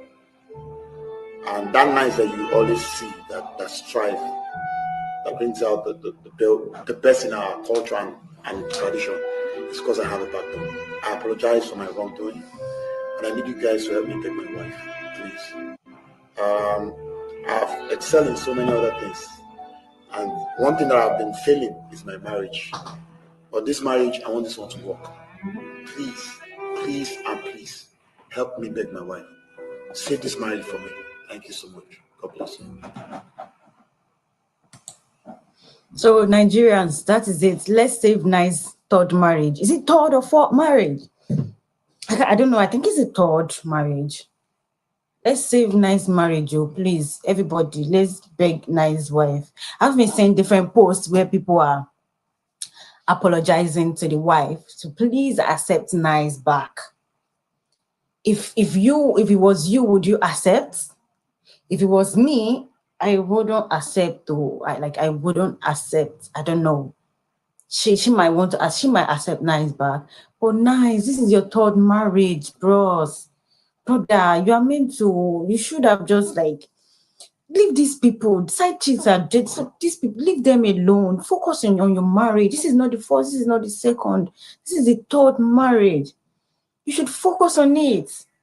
So all this has happened now, which you caused. But now you want us. We were not there when all this was happening. We were not there when you were cheating on your wife, but you want us to apologize to your wife on your behalf. Right. We should apologize to Nice's wife. Nice. Okay. So here is a throwback video of Nice. You should trust the internet. Now, the internet does not forget. They actually went to look for a video where Nice said he can't marry a wife and be with that wife for a long time because he will definitely go out to cheat on his wife because why? He said because he wants 20 kids and he has just 16, right? And he has just 4. I'm counting more than 4 kids for Nice right now in my head. So he said he has 4 kids, but he wants 20 kids. So remaining 16 left. And his wife can give him 16 children. So he's definitely going to cheat. So Nice knew that at the back of his mind before. So why are you coming to us to beg your wife for you now? Right. So this is a throwback video of Nice telling everyone to apologize, telling everyone that he can never be with his wife for a very long time. He's definitely going to go out to do. Nice. I mean, let me chip in one thing again. Do you think if I stay married to just one woman, do you know how many women that will end up with our husband? So you're helping society. Yes. You guys are. No, you know what? You guys are many than men. What I like about you is there is more women than men. What I like is that you're honest and you understand about that? what it is that you like. So basically, there's more women than so men. Would you get married again? But then your wife would have to know that you're going to have several other women. Because me, I want 20 kids. I have just 4 now. Okay. I have 16 to go. Okay. Can you give me 16? No. So I have to take so when you meet wife number 2, you will inform her there will be other wives. They know. That's what. Oh my God! So you're going to tell all of them? Yes. That's fine. If that's what works for you, that's okay. As long as they agree. 20 children? Honey, because between my dad and my mom, I'm the only child. Okay. All other ones are my siblings. Timbaku, how will Nigeria know that somebody died? 20 children. 1 year. That's a very, very, very, very funny video of Nice. He said, Timbaku, how will Nigeria know that somebody have died? That's a good reason for him to have 20 children, man. That's a good reason. So, Nice. You can have 20 children if you want, but please don't come to us and tell us to apologize to your wife for you. So that is it from me, guys. My name is still Zainab Aroshiri, and this is the Gist Lounge with Zainab. I'm going to catch you guys next week. Take care of yourself. Bye.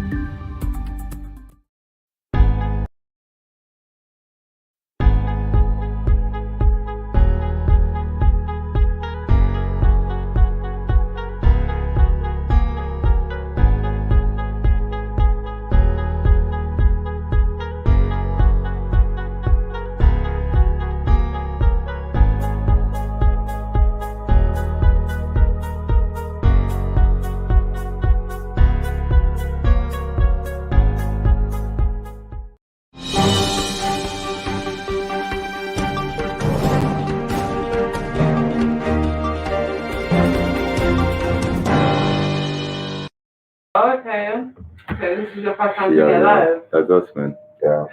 Oh, are we live already? Yeah, we're live, man. Oh.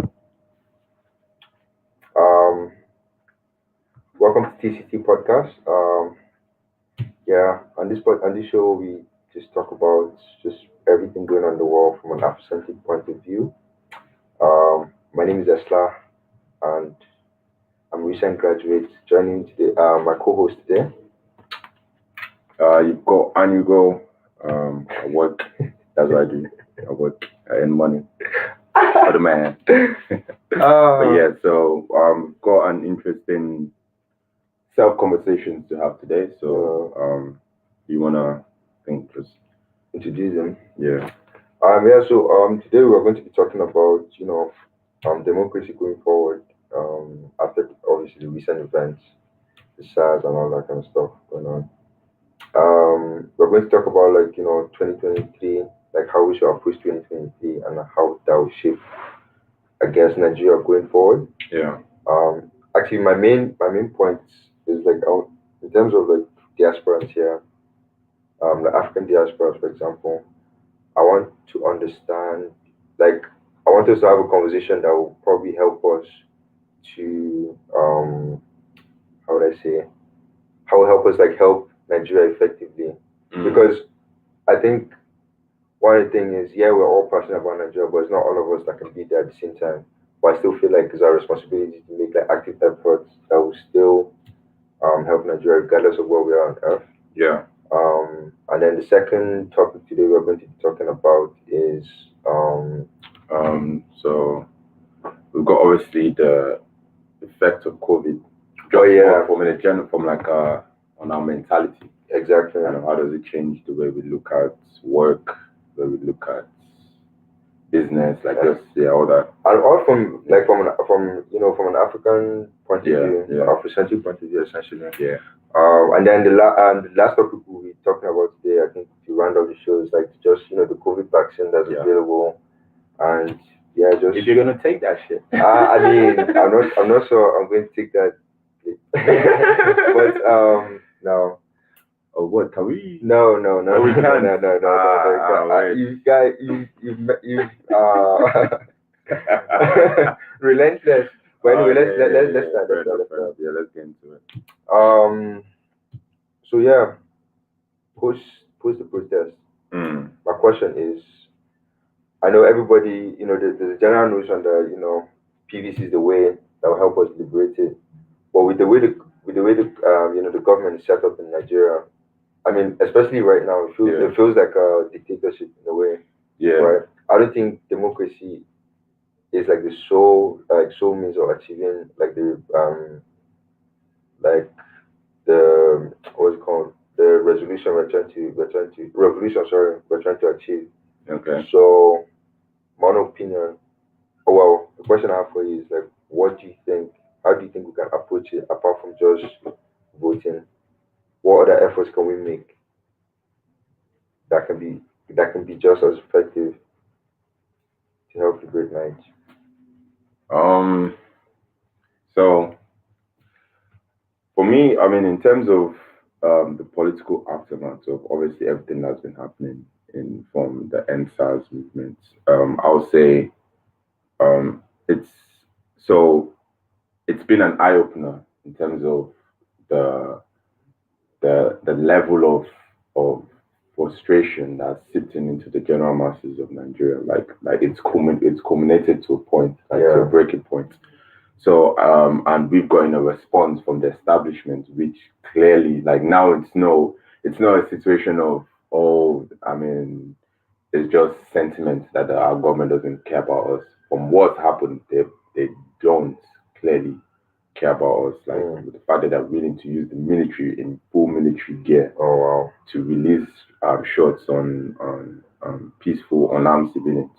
So for us, I feel like now it's the time we begin to transcend past the emotion. So the emotion has culminated. What now is now actions and resolution. So we need to transcend past that. We need to start laying down groundwork. And groundworks can move in the sense of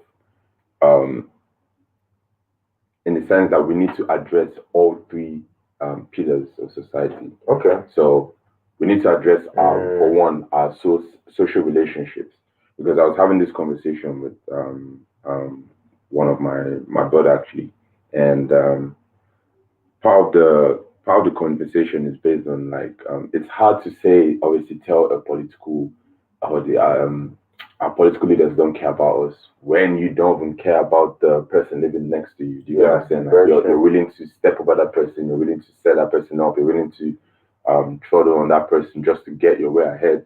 Obviously that's the mark, as you said, by the leadership, but until you change that on from your own personal self, your own mentality of how you treat other fellow Nigerians, you will never get past that. Like if the gate man is also taking corruption, obviously, even if that gate man, once he gets there, he's obviously going to take corruption as well if he's already really taking it from the gate. So if everybody transcends past that and changes the way we move. So mentality essentially. Yeah, that mentality. So that's the social part. And then the next part, the economic part. Like we need to start thinking, okay, the notion of how we make money in Nigeria has to change. The notion of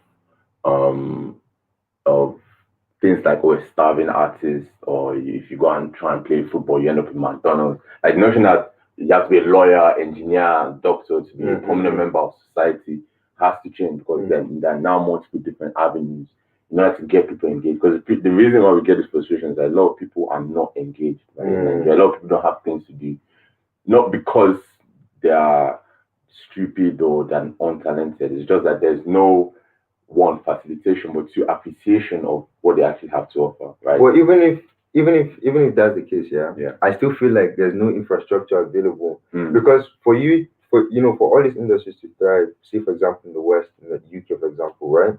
It's easy for me to be a very prominent carpenter because there's internet, there's light, and if I have like a very like good following online, people like if I have like a very big commercial enterprise online as a carpenter, I'll stand out. I'll eventually become a millionaire. But in Nigeria, you don't really have those channels to market your own business. So you're just really just marginalized to just using word of mouth to advertise your business, and that's very very very limiting, as you can imagine. Yeah, I agree with that. I think obviously on the idea of facilitation, like the government setting up those industries, it's not there, right? But also on the second side of people's appreciation for that talent. Like say for example art, right? African art. Do we have a culture of the way people have galleries here and you see all these different artists and you can go and look at like that culture of like, you know what, today's Saturday, let's go to this jazz cafe, let's go to this art museum, let's go look at this. Like you have this appreciation of other forms of economic generation. Because we are hungry. Yeah, no, I understand we're hungry. And literally I understand that. But even if you have families that there's that survival mentality in a lot of our families, which is why they promote us to be doctors, lawyers. But we need to transcend that. We need to translate from that state of survival mode to a proactive mode, to be like, if you have someone that clearly can, I don't know, they're an amazing tailor. It's not a thing of this person is trying to be a tailor. You get that kind of sentiment. You see, like the same way in the West, like they adore like like the ceiling they adopt all these guys. So when you see someone like that, that should encourage. You should encourage that. So we need to change our mentality on how we make money. It's not just doctor, lawyer, engineer. And what the other like just white collar jobs. But even being a farmer can be. I mean, there's facilitation, but you shouldn't look down on someone that's like, I'm actually want to be a farmer. That's an avenue to go. But is that not? Do you not think from the aspect of agriculture that's changing though, in the sense of like now agriculture essentially, because everybody now has recognized that making money from food is very very lucrative, especially and now in Nigeria more than ever. I think there's more farms. There's more like initiative for like commercial like farming going on, because I mean I did my dissertation on that. And surprisingly, there's a lot of like initiative in terms of like agriculture. Say even from the federal government, they encourage like farmers to get like loan. They teach them how to like export and import all that kind of stuff. So, but is that sentiment in the general masses? Like, do you have families where someone is not out of situation, not out of like hunger and poverty, but just like, we have this kid who's trying to be a farmer, like.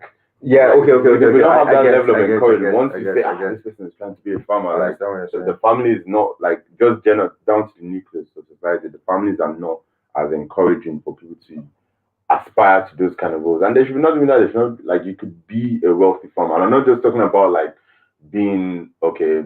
You have maybe a tech idea for the farm. I'm talking about down to the nitty-gritty, setting up the farm, growing it, being invested in your livestock and your plants and all that. Having that mindset shift that there's multiple ways to make income. And finally, the obviously the political issue, like what is actually our political identity? Can just hold the mic for this? Yeah. The voice is okay. What's our political identity? Like you touched on it at the start, like democracy. Like is that actually the system that works for us? Is that I've had a really lengthy debate about just political ideologies in Nigeria. And to be honest, like I don't even think our politicians know the system they're trying to initiate on us. To start with. Yeah. It's so sad. Yeah. Because it can't be a democracy if like the president has sole power on like what goes on in the country. It's just not possible. And the constitution of Nigeria literally says the president has like ultimate like command of everything that goes on in Nigeria. And it's not like that. Makes sense. You know, like exactly. Yeah. So for example, like the closest one we can compare it to is America. They've got the presidency. However, the president can't Congress. Like you can't do anything without Congress in it. Okay, we have House of Assembly, all that kind of stuff. But effectively too, they're not as like the president still has like more power compared to ultimate power. So it's like I don't understand what they're trying to implement to us. And I think that's actually something as citizens I think we should request for. But apart from that though, I still think like political parties in Nigeria should make conscious effort of even if you don't stand for something, make your agendas like clearly known while you're campaigning. Not just we'll end corruption, we'll do no. Like put conscious effort into like breaking down your manifesto, into like telling us exactly what you want to achieve, how you're going to achieve it, and why you're going to achieve it. Like, and for people to vote through that. And obviously, it's not everybody that will get access to that kind of information, right? So I think even in terms of how to distribute that information to this, make conscious effort into like go into the village. Don't just break it in English. Like make sure they understand exactly what you're trying to do. Like put measures like that will measure that kind of stuff, so that people can actually vote for it. Yeah. Because actually, one of the problems of like northern Nigeria, I know everybody always these people just vote. It's because like for example, like Buhari, for example, he knows exactly how to get into the minds of these people. But unfortunately, he's not communicating the right thing to them. That's why they're so patriotic into voting him. It's not like they're stupid. Trust me, like. I don't think anyone in northern Nigeria, as much as people believe they love poverty, trust me, they hate. Nobody wants to live in poverty there. But it's just that it's very easy for you to brainwash them because of how the culture is and how it's just heavily, influenced by like Islam. So like everything is so integrated. So if an imam tells you something that's get money from somebody else, you automatically believe that, even if that wouldn't have any benefit to you. But just because that information has come from an imam's point of view, is already the gospel. Yeah. So it's just like making as citizens, just making sure that the system has like a very measurable way of like distributing information for everybody to be on the same page, because that's actually one of the biggest problems. Yeah. But other than that, I don't think our structure of government will change anytime soon. Because I don't even think anyone is even fighting for that at the moment. Also, we're just fighting for change. And what's the change we're fighting for? Live in a better Nigeria, right? So we've not even had that conversation yet. So it's very, very hard to tell whether we want to live in a democracy or how autocracy. To be honest, Chidi wouldn't mind. I wouldn't mind that. Someone telling you what. Yes. I mean, if I get a trustworthy leader like Fidel Castro, like. I just want to get a job. I'm not trying to say that, but you know what I'm saying. Like, all right, cool. But I won't mind. I won't mind any. Okay, you don't mind the benevolent dictator. No. I won't mind any system of government that works for Nigeria. Let's just put as political as that.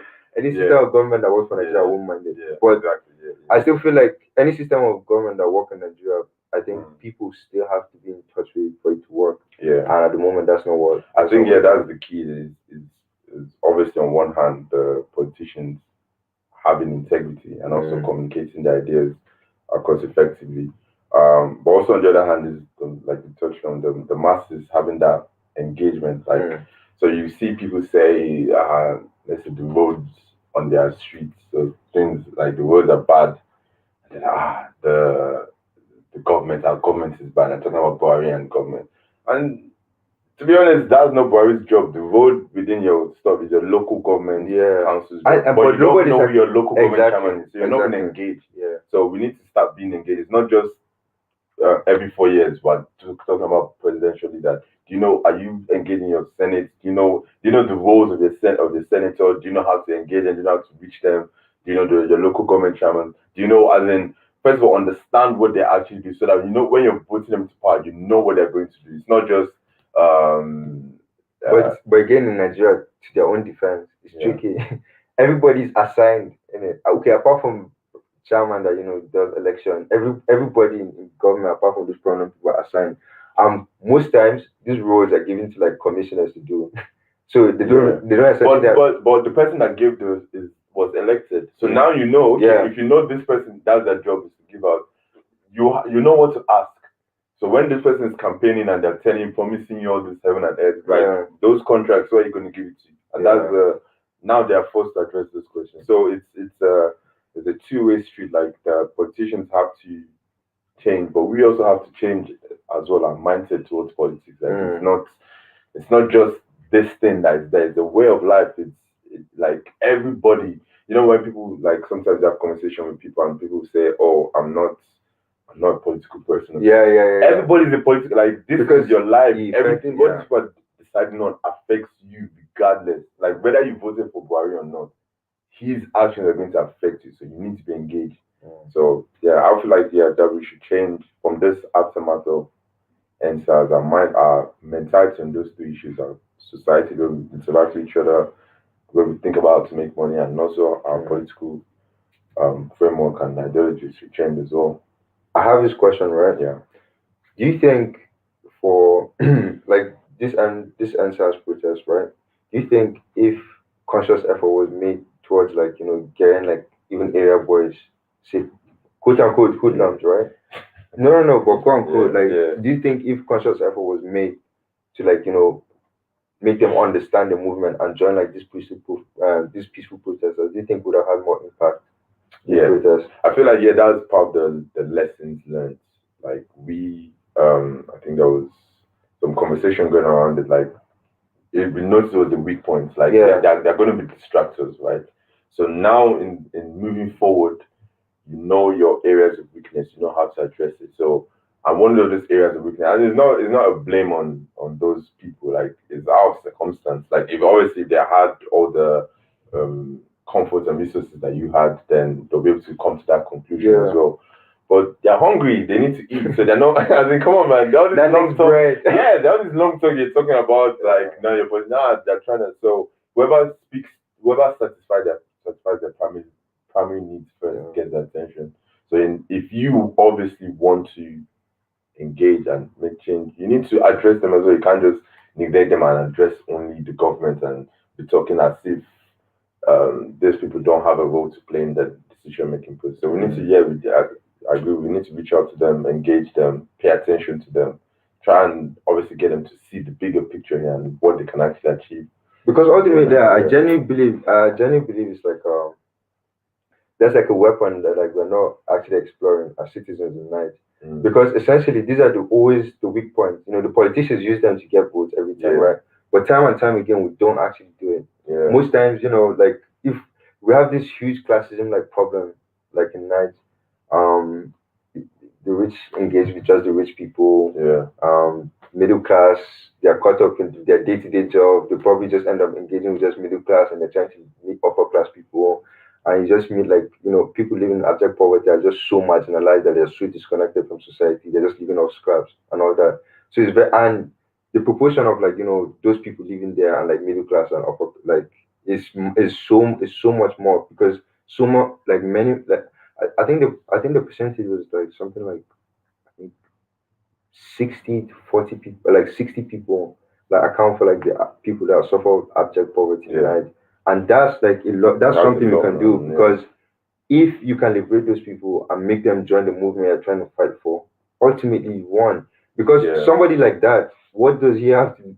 In Trump's voice, what do you have to lose? What do you have to lose? My Like, black man. like literally, what do you have to do? Like you can't really lose anything. So like I think even going forward as well, going forward in terms of like seeking like revolution and all that, I think that's something we should have. The mindset I think we should adopt in order for us to like create like effective change. Because ultimately that's how they affect change. Yeah. Well, the politicians anyway, that's how they get their votes and everything now going forward. Yeah, so switching gears, right, in terms of like changing mindsets. So how do you see the effect of COVID changing also our mindset? Like we've seen how NSAS is going to change, but hopefully the mindset of Nigerians. How is COVID in general, from an Afrocentric point of view, change our mindset as Africans? I think like this, yeah. I think I'm going to speak from context, like from a British point of view, like a diaspora, right? Yeah. Even most often than not, like in the African society, like our parents put so much emphasis. I don't know. I think that culture is probably changing in London slowly. Yeah. But over here anyway, like our African parents put so much emphasis on like formal education, and yes, formal education, gives you a bit of an advantage because it fundamentally gives you knowledge to understand how society works, and then from there you can explore and do whatever you want to do based on your interest. But I think now more often than not, like instead of spending so much money on like formal educations now, I feel like African like families anyway should invest more in like their kids like skills because ultimately that's what will make you stand in society. Like that's what I mean. We live in a capitalist world, right? It's what you can offer that no one can offer that will pay you more. Yeah. So I think we should invest more in our skills. Like I think parents anyway should invest more in talent, skill, and all that kind of stuff because ultimately that's how you can help yourself and even be respectful person, someone respectful member of society because you're in a very good economic situation. But I think investing in your skill is something that we should start thinking of like right now, as opposed to like just so much emphasis on formal education. Yeah. Because I mean, we will live in a digital age as well. Everything is all on the internet. You don't have to go anywhere. You can, if you have that entrepreneurship like mindset, you can start your business from your bedroom, or you can start your cooking classes from your bedroom. Anything you're interested in, but just have that. Yeah. Just have that, Well, yeah, I see that. I mean, I feel like the world was heading in that direction, and like with the onset of automation, right? Yeah. Past industrialization, we've got machines, but now they're becoming more automated, right? We don't really need human effort or input as much, right? So obviously that's gonna change. That'll be a shift in the workforce. So the new way of surviving in this new system, right, is the fact that you can't just be contributing to value anymore. You have to create value. Like everybody has to create something that I won't say unique and like unique, but not in this like abstract concept, but it's just like like creative in a sense. Like it's a different, it's a spice, it's a variety, it's a seasoning. It can still be the same. Like it's like the concept that someone else has already started this business. No, now you can still run the same business, but just put your own sauce and your own flavor. That would stand out because right now with automation, we can produce so much that people can consume so fast that it doesn't. You can have 1,000 different podcasts. The fact that yours is different will still get an audience, right? So is what you're offering. Is what you're offering. The value is what you're offering. I feel like the world was moving towards that direction anyways. But with COVID, I mean, thankfully or not thankfully, I don't know how people want to say it, but now with everything on pause, right? All those thoughts that have in your head, now you can think about it. You can be like, okay, as in how do I want to re-strategize, especially now that personally, especially, right? So this is a big one for me. Okay. I've been promoting for remote working As in, since I started working, I'm like, no, it's not lazy. It's actually, Anyways, think about it, right? Think about it, right? Yeah. If you live at least 30 minutes away from your workplace, that's 1 hour wasted a day on commute. That's a lot of time. That's actually a lot of time that can contribute to. Yes, my sister is sleeping, right? But that actual hour of sleep, I'm going to the extreme, right? That actual hour of sleep, right? Imagine if you were functioning on 4 hours of sleep a day and you're fatigued, you're not performing your best. That actual extra hour of sleep would actually improve your performance. So I'm just giving an example. But that's just the extreme. Like there's so many other things you can do in that hour. And not even that, right? Apart from that, right? The fact that you're confined to this office from 9 to 5, you're in that remote location is inefficient, because if you were in your home, you could be able to do other things. You'd be able to, like, all those services you had to outsource, the extra hour you'd have gone to pick up your mail, right? After, or your package after you come back from work because the delivery driver missed you, you'd have been able to pick you up. Now you saved on that time as well. There's so many knock-on effects on having that flexibility of working. So I feel like with COVID has now everybody knows, okay, this is clearly what was supposed to be doing. See, I hear what you're saying, and it has huge benefits, right? But think about it though. Don't you think like office has like psychological benefits as well? Because there's some people that once you're in, and I think it depends on the industry as well. That's something I was gonna say. I'll say automation should depend on the industry as well, because there's some people that actually work really well in an office environment because their work is like, they're always, if you're in the office, you just have this mindset of, I need to achieve this task, boom, boom, boom. And when I go home, my home is just my home for my resting place. Because it's essentially like, I don't know, for me, it affects me a lot, especially during like during this lockdown anyway, when we were doing a dissertation where I had to do my dissertation from my room and go to or sleep in my room, wake up, do my dissertations, do everything in one. Like it was really, it was mentally daunting. Like, so it doesn't, I don't know, I think it depends on the distance as well.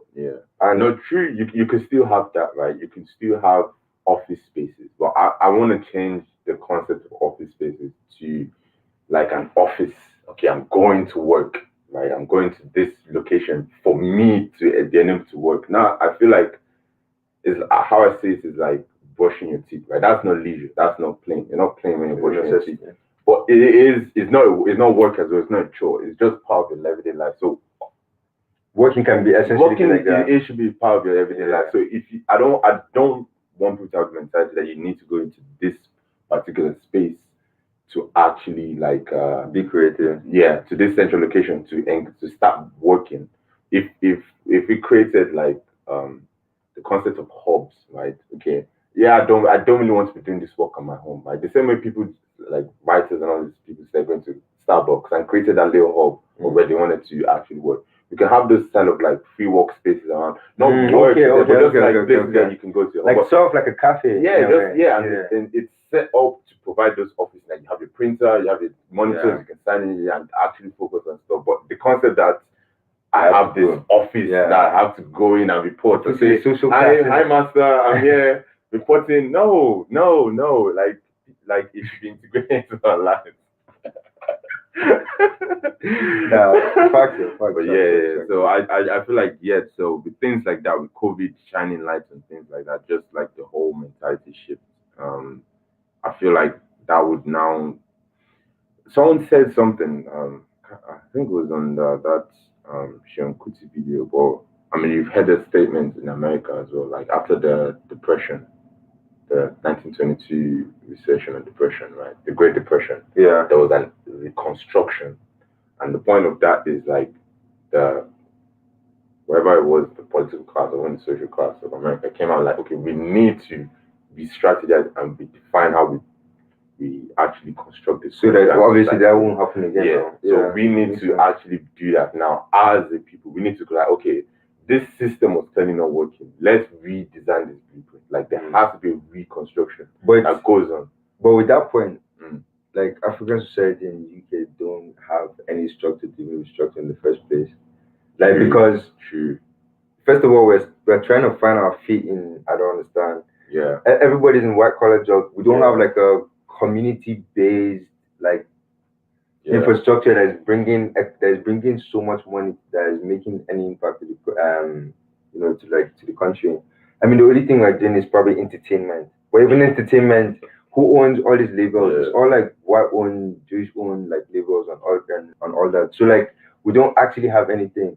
I think more so with your point, I think is more important. I think instead of thinking of like re-strategizing, I think we think of ways to start affecting the economy right now because everybody is essentially going to be on the same page, right? It will be easier for you to catch up in certain ways. So like maybe just grasp for diasporans, for African yeah, diasporans. see, like in the UK, for example, or even in the context of Scotland here, for example, like the black community right now. Let's get something. Say even hospitality, get that industry. Say, for example, anyway, I'm just saying, if you can just identify like a gap in there, just hold down tight, like providing like Afro foods or even fashion. I don't know something. Get like an aspect of the economy that is able to contribute greatly. And if you can do that, now you become prominent members of society, and we start getting like more opportunities and everything will flourish. But the moment we don't even have that to even restructure anything, but that kind, I mean, that the fact that you don't have anything is a form of the restructure. No, fact. No, I was just. I mean, yes, one aspect is there was no. I mean, the system wasn't encouraging us to move into those spaces. But again, were people being like, okay, you know what, there's a need for a certain type of I don't know, plumbing service, right? There's a gap in that market. Are we as diasporans looking at that? That's what I'm saying. Like, we also need to move our mindsets to start looking at different areas. It's not, we can't be running the same play all over again, like trying to get the consulting job. Not everybody can get consulting job. Not everyone can do that. Exactly. So are we, because of our mindsets, okay, what else? What actually gaps? Are we actually looking at the whole picture? That's because essentially, actually, if you actually think about it, like in the UK, for example, right? Yeah. And if as far as you can provide yourself with means of income, like is potentially a very, very good avenue for creating like economic freedom. Because say for example, like the Asians, there's a lot of big stores and all that, but they still identify there's the need for corner store. They they believe that, and everybody just like everyone bought into that mindset, and everyone did that essentially. Like us, we can easily do that. Like with barbershop, for example, now we will literally only have one, for example, Edinburgh, and that definitely does not represent the amount of like Africans that live here. You know what I mean? We can have, I don't know, you can have 4 or 5. Instead of rather than seeing as a competition, everyone should just focus on what you were saying earlier, improving like your value. So that I would like to go there because I know they can cut crispy haircut, or I would like to go there because I know they're specialized in dread. I like to go create like different like varieties. And it's not even it's the fact that you're catering to barbershop service in general, not African barbershop service. Exactly. As in your make the culture cool for everybody to come. For everybody. The same way like you said, the Asians have established corner shop business. That's our business. Yeah, exactly. Whether you live in a highly Asian populated area, a highly black populated, a highly white populated area, corner shop is definitely good. So that should be for barbershops. And just as an example, regardless, like everybody should know barbershops. That's the thing. Like that's the place. So we expanding that mindset. Even like hand jobs, like for example, like mechanics, carpenters. No, that's where you need to be praised. No. But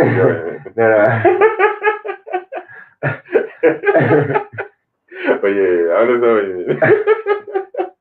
It's Sunday. I understand. But anyways, for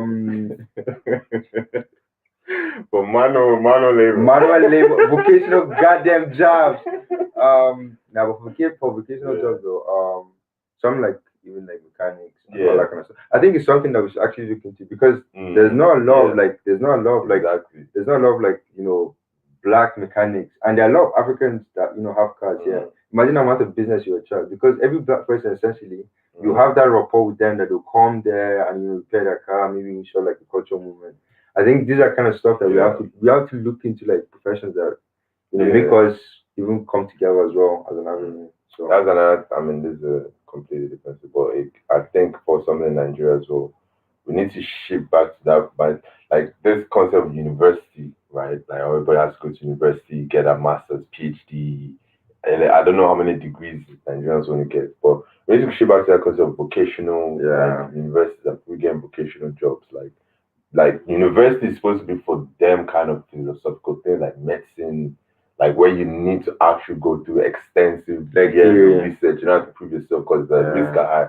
But something like vocational jobs like farming, there should be specialized schools for that where everybody doesn't like there's this notion that everyone has to go to chain. Like you can go to a and even in Nigeria as well, to be fair, like or even in general, like the educational system just teaches you to just remember. You don't even learn any like you actually don't learn anything. You just if you do something now, you just cram it, make sure you get an A and you're somehow a genius. It's not actually for like what you can actually do. Because it's actually and Nigeria is not practical like that.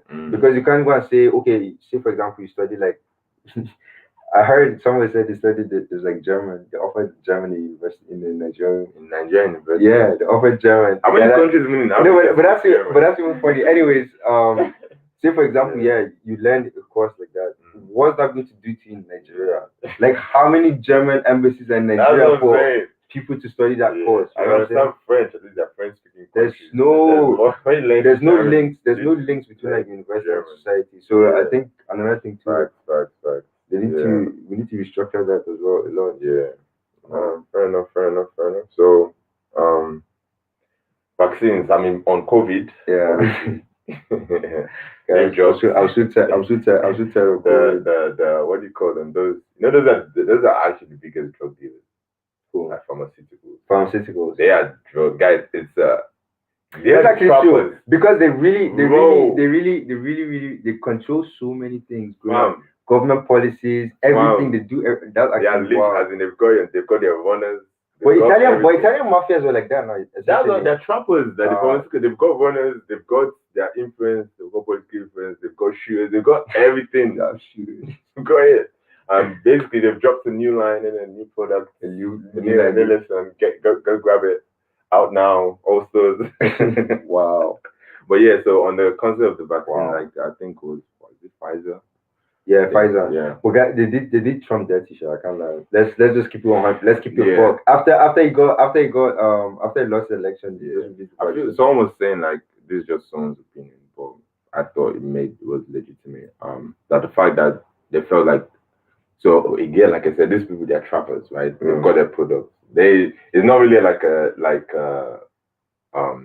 so they realize obviously for them to get a strong marketing campaign going for this product that they dropped, they need the right person at helm, like to like push this through. Not push this through in sense of like approve it or endorse it, but you want the context as in to be you want the context to be suitable for what you're about to drop, right? So having someone like a Trump in power when you release that, right? So if you said they dropped the vaccine, someone like Trump is going to make it so for himself that would affect those guys from making money now. Because now you have, if Trump, say for example, Trump came out and said, oh, let's take this vaccine. You have this huge set of people in like let's say the left. Now Trump fucks it. I'm definitely not taking it. You get what I'm saying? Or if you come and Trump says no one should touch this stuff. Now you have this whole set of people on this side, so they don't want to mistake either. Take those chances. So after the election, now they say okay, someone level-headed is part of the establishment. But Joe Biden is actually a Republican. Like he's the farthest part of like that's why they're comfortable in life. Like he's the farthest. You think so? Far right. Oh, actually, yeah. To be honest, he doesn't really have any. Guy, he's friends with all those guys on the other side. This is boys. They say the same shit.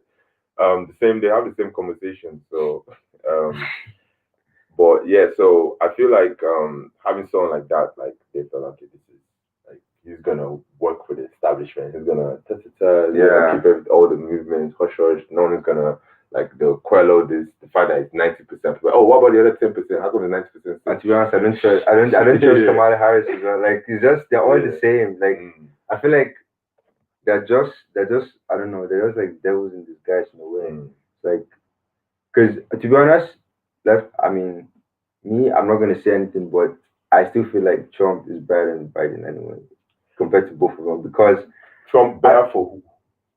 For America. If America, if from whose perspective? I mean, what's the religion of America?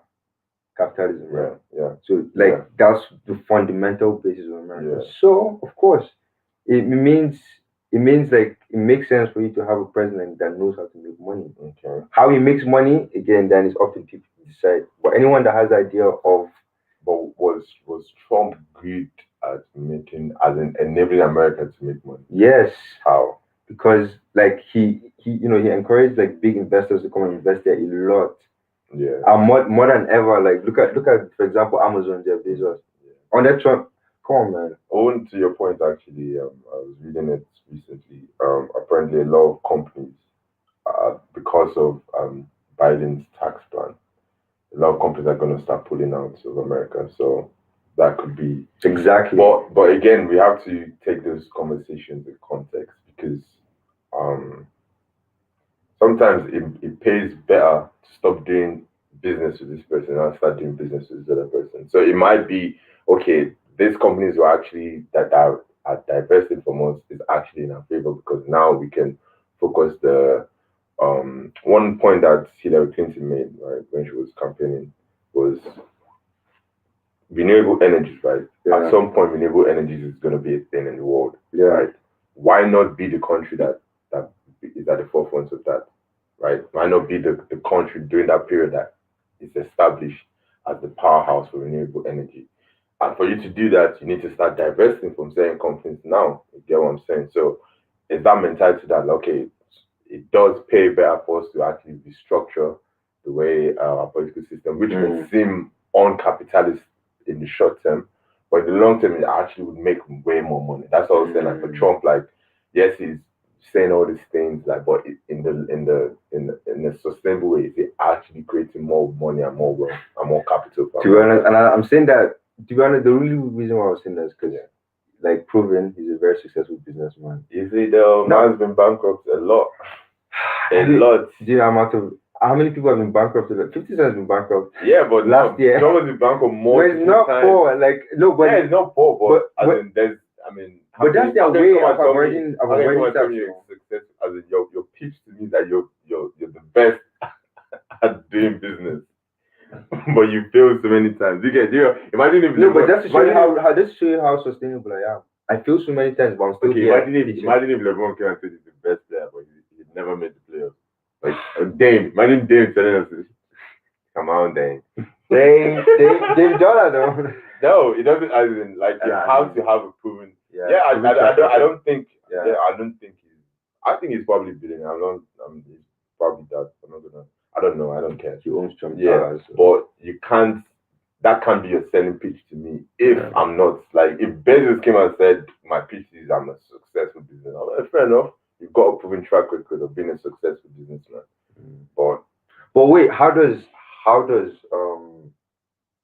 don't know. I don't know how we ended up in this American topic. I think Trump is a successful salesman, not businessman. It's not about business, not about like business and stuff, but he knows how to sell, and he's very good at that stuff. But see, the thing is, how does the democratic like reform even helps capitalism like in America right now? Because they don't have anything that's going to support what they fundamentally like believe in.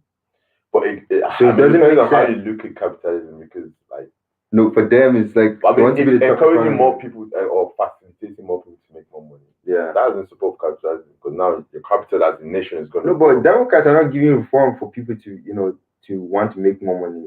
You don't want to make more money in America. You want to leave because you're going to pay 60%. But that's for a certain set. Like, so I mean, if you go a policy that allows maybe certain companies leave, right, that could create a market or a space for other companies to come and for the locals, right? Yeah, people in America to actually engage in. So it depends. It might lose money in some places, but make money in other places, and in the whole make money in general. So I don't know, but yeah. No, but yeah.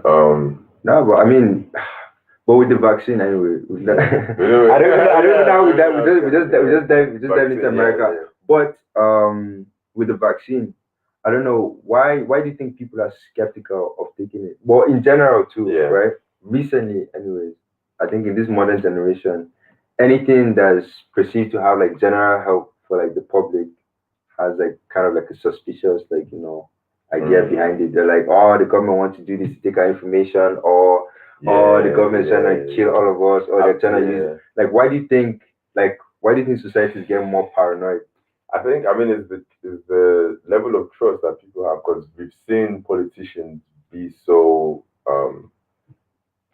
untrustworthy for so long.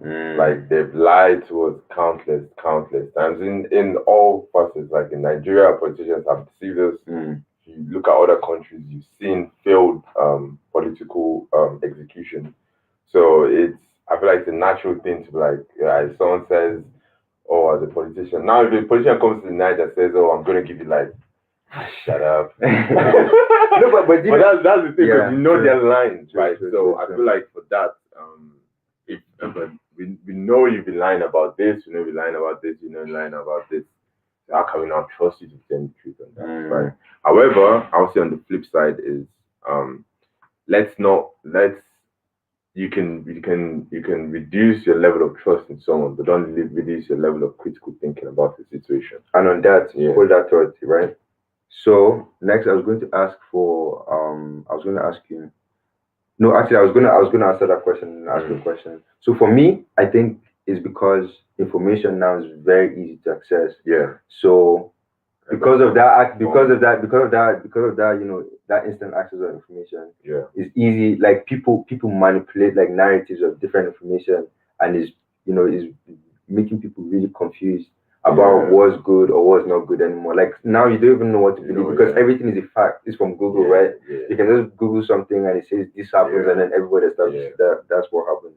So do you think, apart from information, like information, encouraging that, going forward, how do you think we can solve that problem of information? And that was what I was leading to. That's aspect of critical thinking, because it just comes down to that. It comes like now it's on your way, now understanding the situation, right? There is so much information out there. There are people that have been proven to be less credible, or even regardless of that, the level of credibility cannot really be ascertained all the time, right? It's up to you to think rationally and critical about the situation, right? So if you have, like I said, you have a situation where this person has lied to me 3 times, but they've come with this new, different bit of information, I have to take the information into context. Like, if there's actual evidence, right? If there's actual 90% of people that are benefiting, for example, in this instance, the vaccine, right? Regardless of the fact that the person that informed you about it has been lying continuously.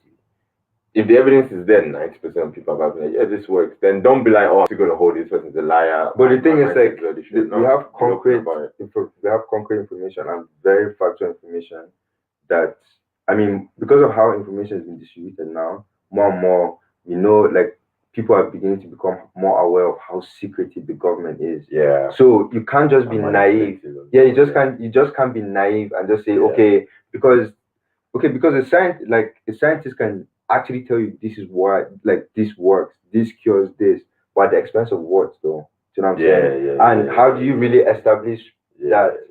So I mean, that's where. But it comes out to that, as in that rational thinking, like, because I mean, rational thinking is making the best possibility for yourself, best decision based on the information you're given, right? So you can't obviously have the whole context of the whole picture of everything. But based on the information you're given, based on everything, right? You've accessed everything.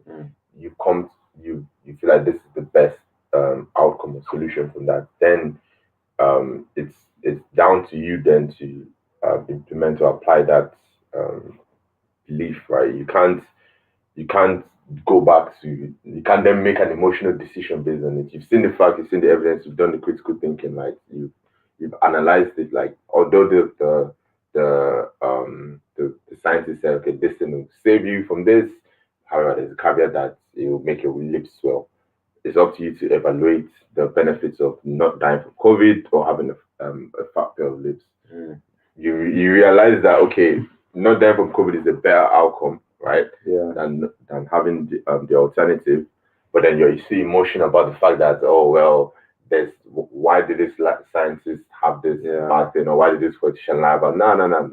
Just critical thinking. Forget about emotions. You can still have like suspects on lower level credibility in that person, but that information, judge the information critically. So I feel like that's kind of what we need to do. Yeah. In order to combat that. But will you take it? I mean, with all the information. No. Would I take the vaccine? Yeah. No. I'm highly skeptical as well because I'm again in the sense of critical thinking. If you look at all the evidence of the facts, you've studied it. They said, okay, this is what happens. 90% of the time, they're gonna make it. Well, I've not caught it. I'm antibodies alright in an environment where they always had COVID. So I'm as well. I mean, you've not caught HIV. So no, but at least no the measure. Would you take HIV if you came out? There's a vaccine for HIV. Why would I like? I'm just asking. Would you take it?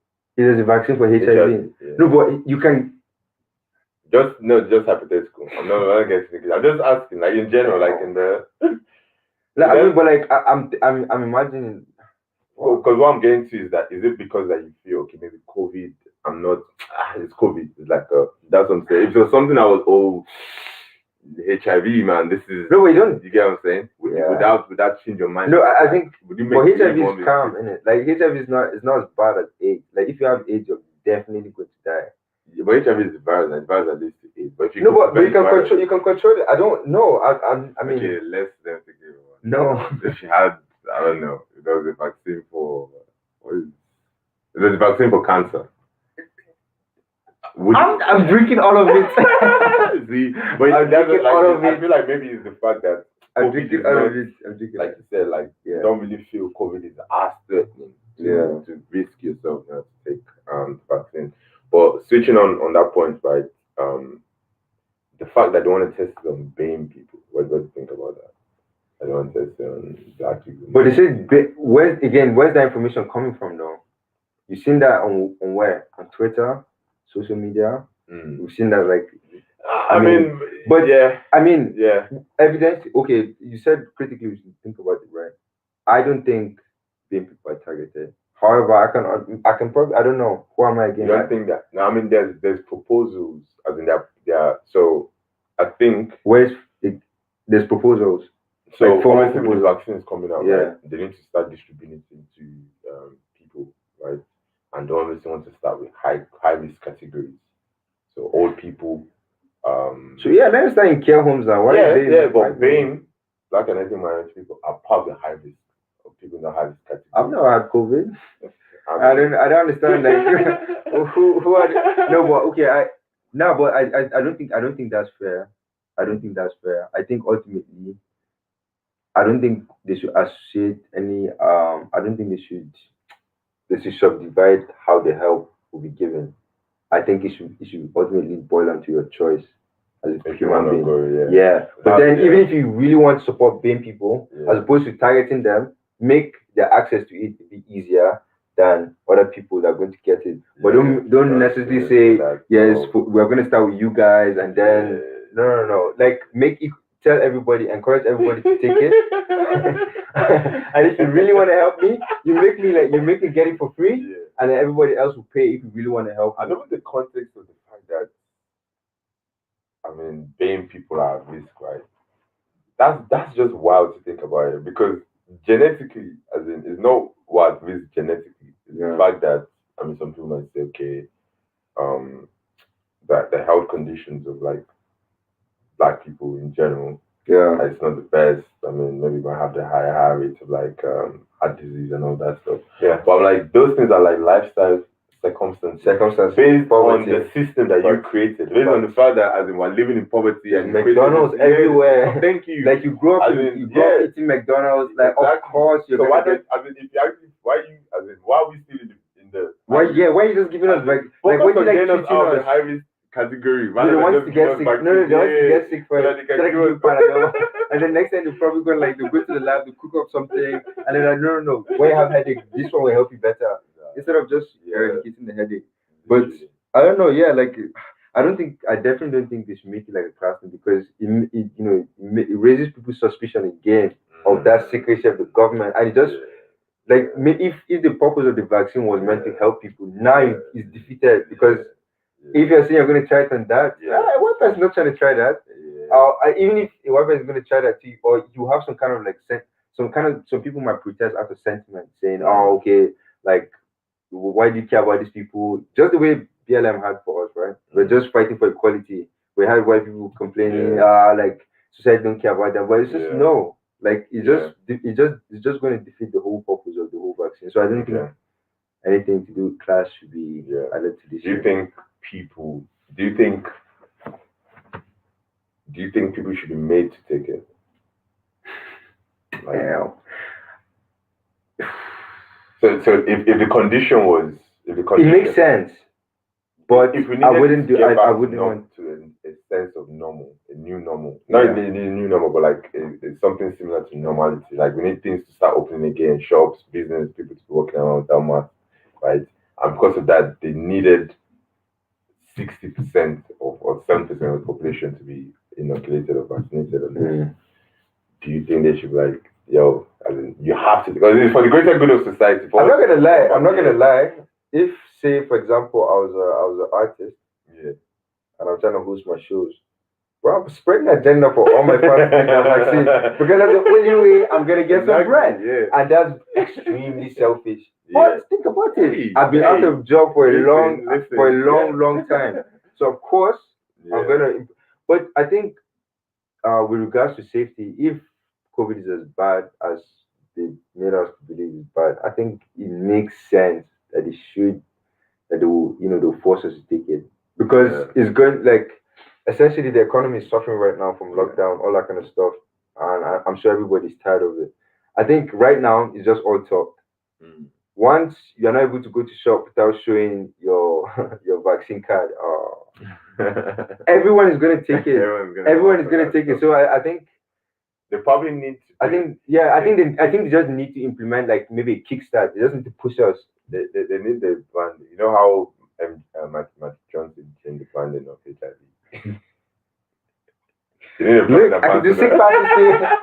can do 6 classes. Well, like, because I mean, if someone comes out, if someone like the way obviously people are mass, let's say we big in the UK, it's like a social big icon.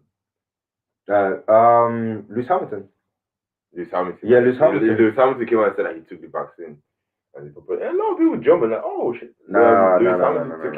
Bro, I'm like, yo, my man, bro, good for you. Good for you. Like, hey man, essentially I don't know. But it's interesting though, like every form, like every aspect, I don't know, like modern aspect of everything has to do with like classism and all that kind of stuff. It's just getting to the point where it's just so tiring. Like at some point, I think as a race of black people, we need to start doing something to like move out of that loop because it doesn't help us in any way, shape, or form.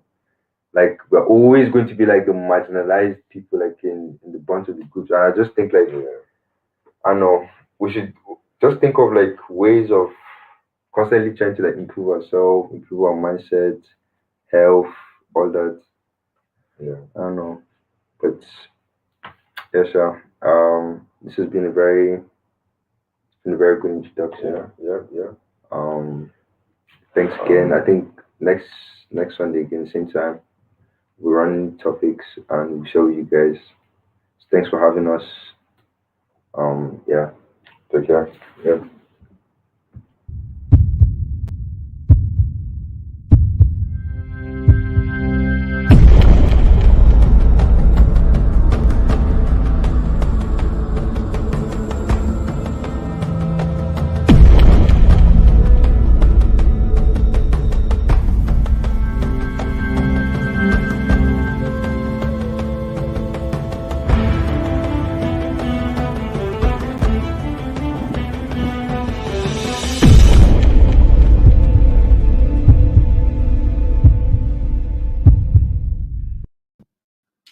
Right, thanks for connecting with us today, and that is us for today. And we'll be right back next Sunday, same time. Remember, it's 6 p.m. to 10 p.m. Ololade on Lola's Reality will be coming in next Sunday. You know, we alternate it with the Yoruba Referendum Committee. So Ololade will be right on. And of course, on the 6th of December, 2020, you will have your Lady IBK Apeke with Itan, Lady Yoruba. Until then, that is me signing out. Do stay safe, and we'll see you next Sunday. Thank you.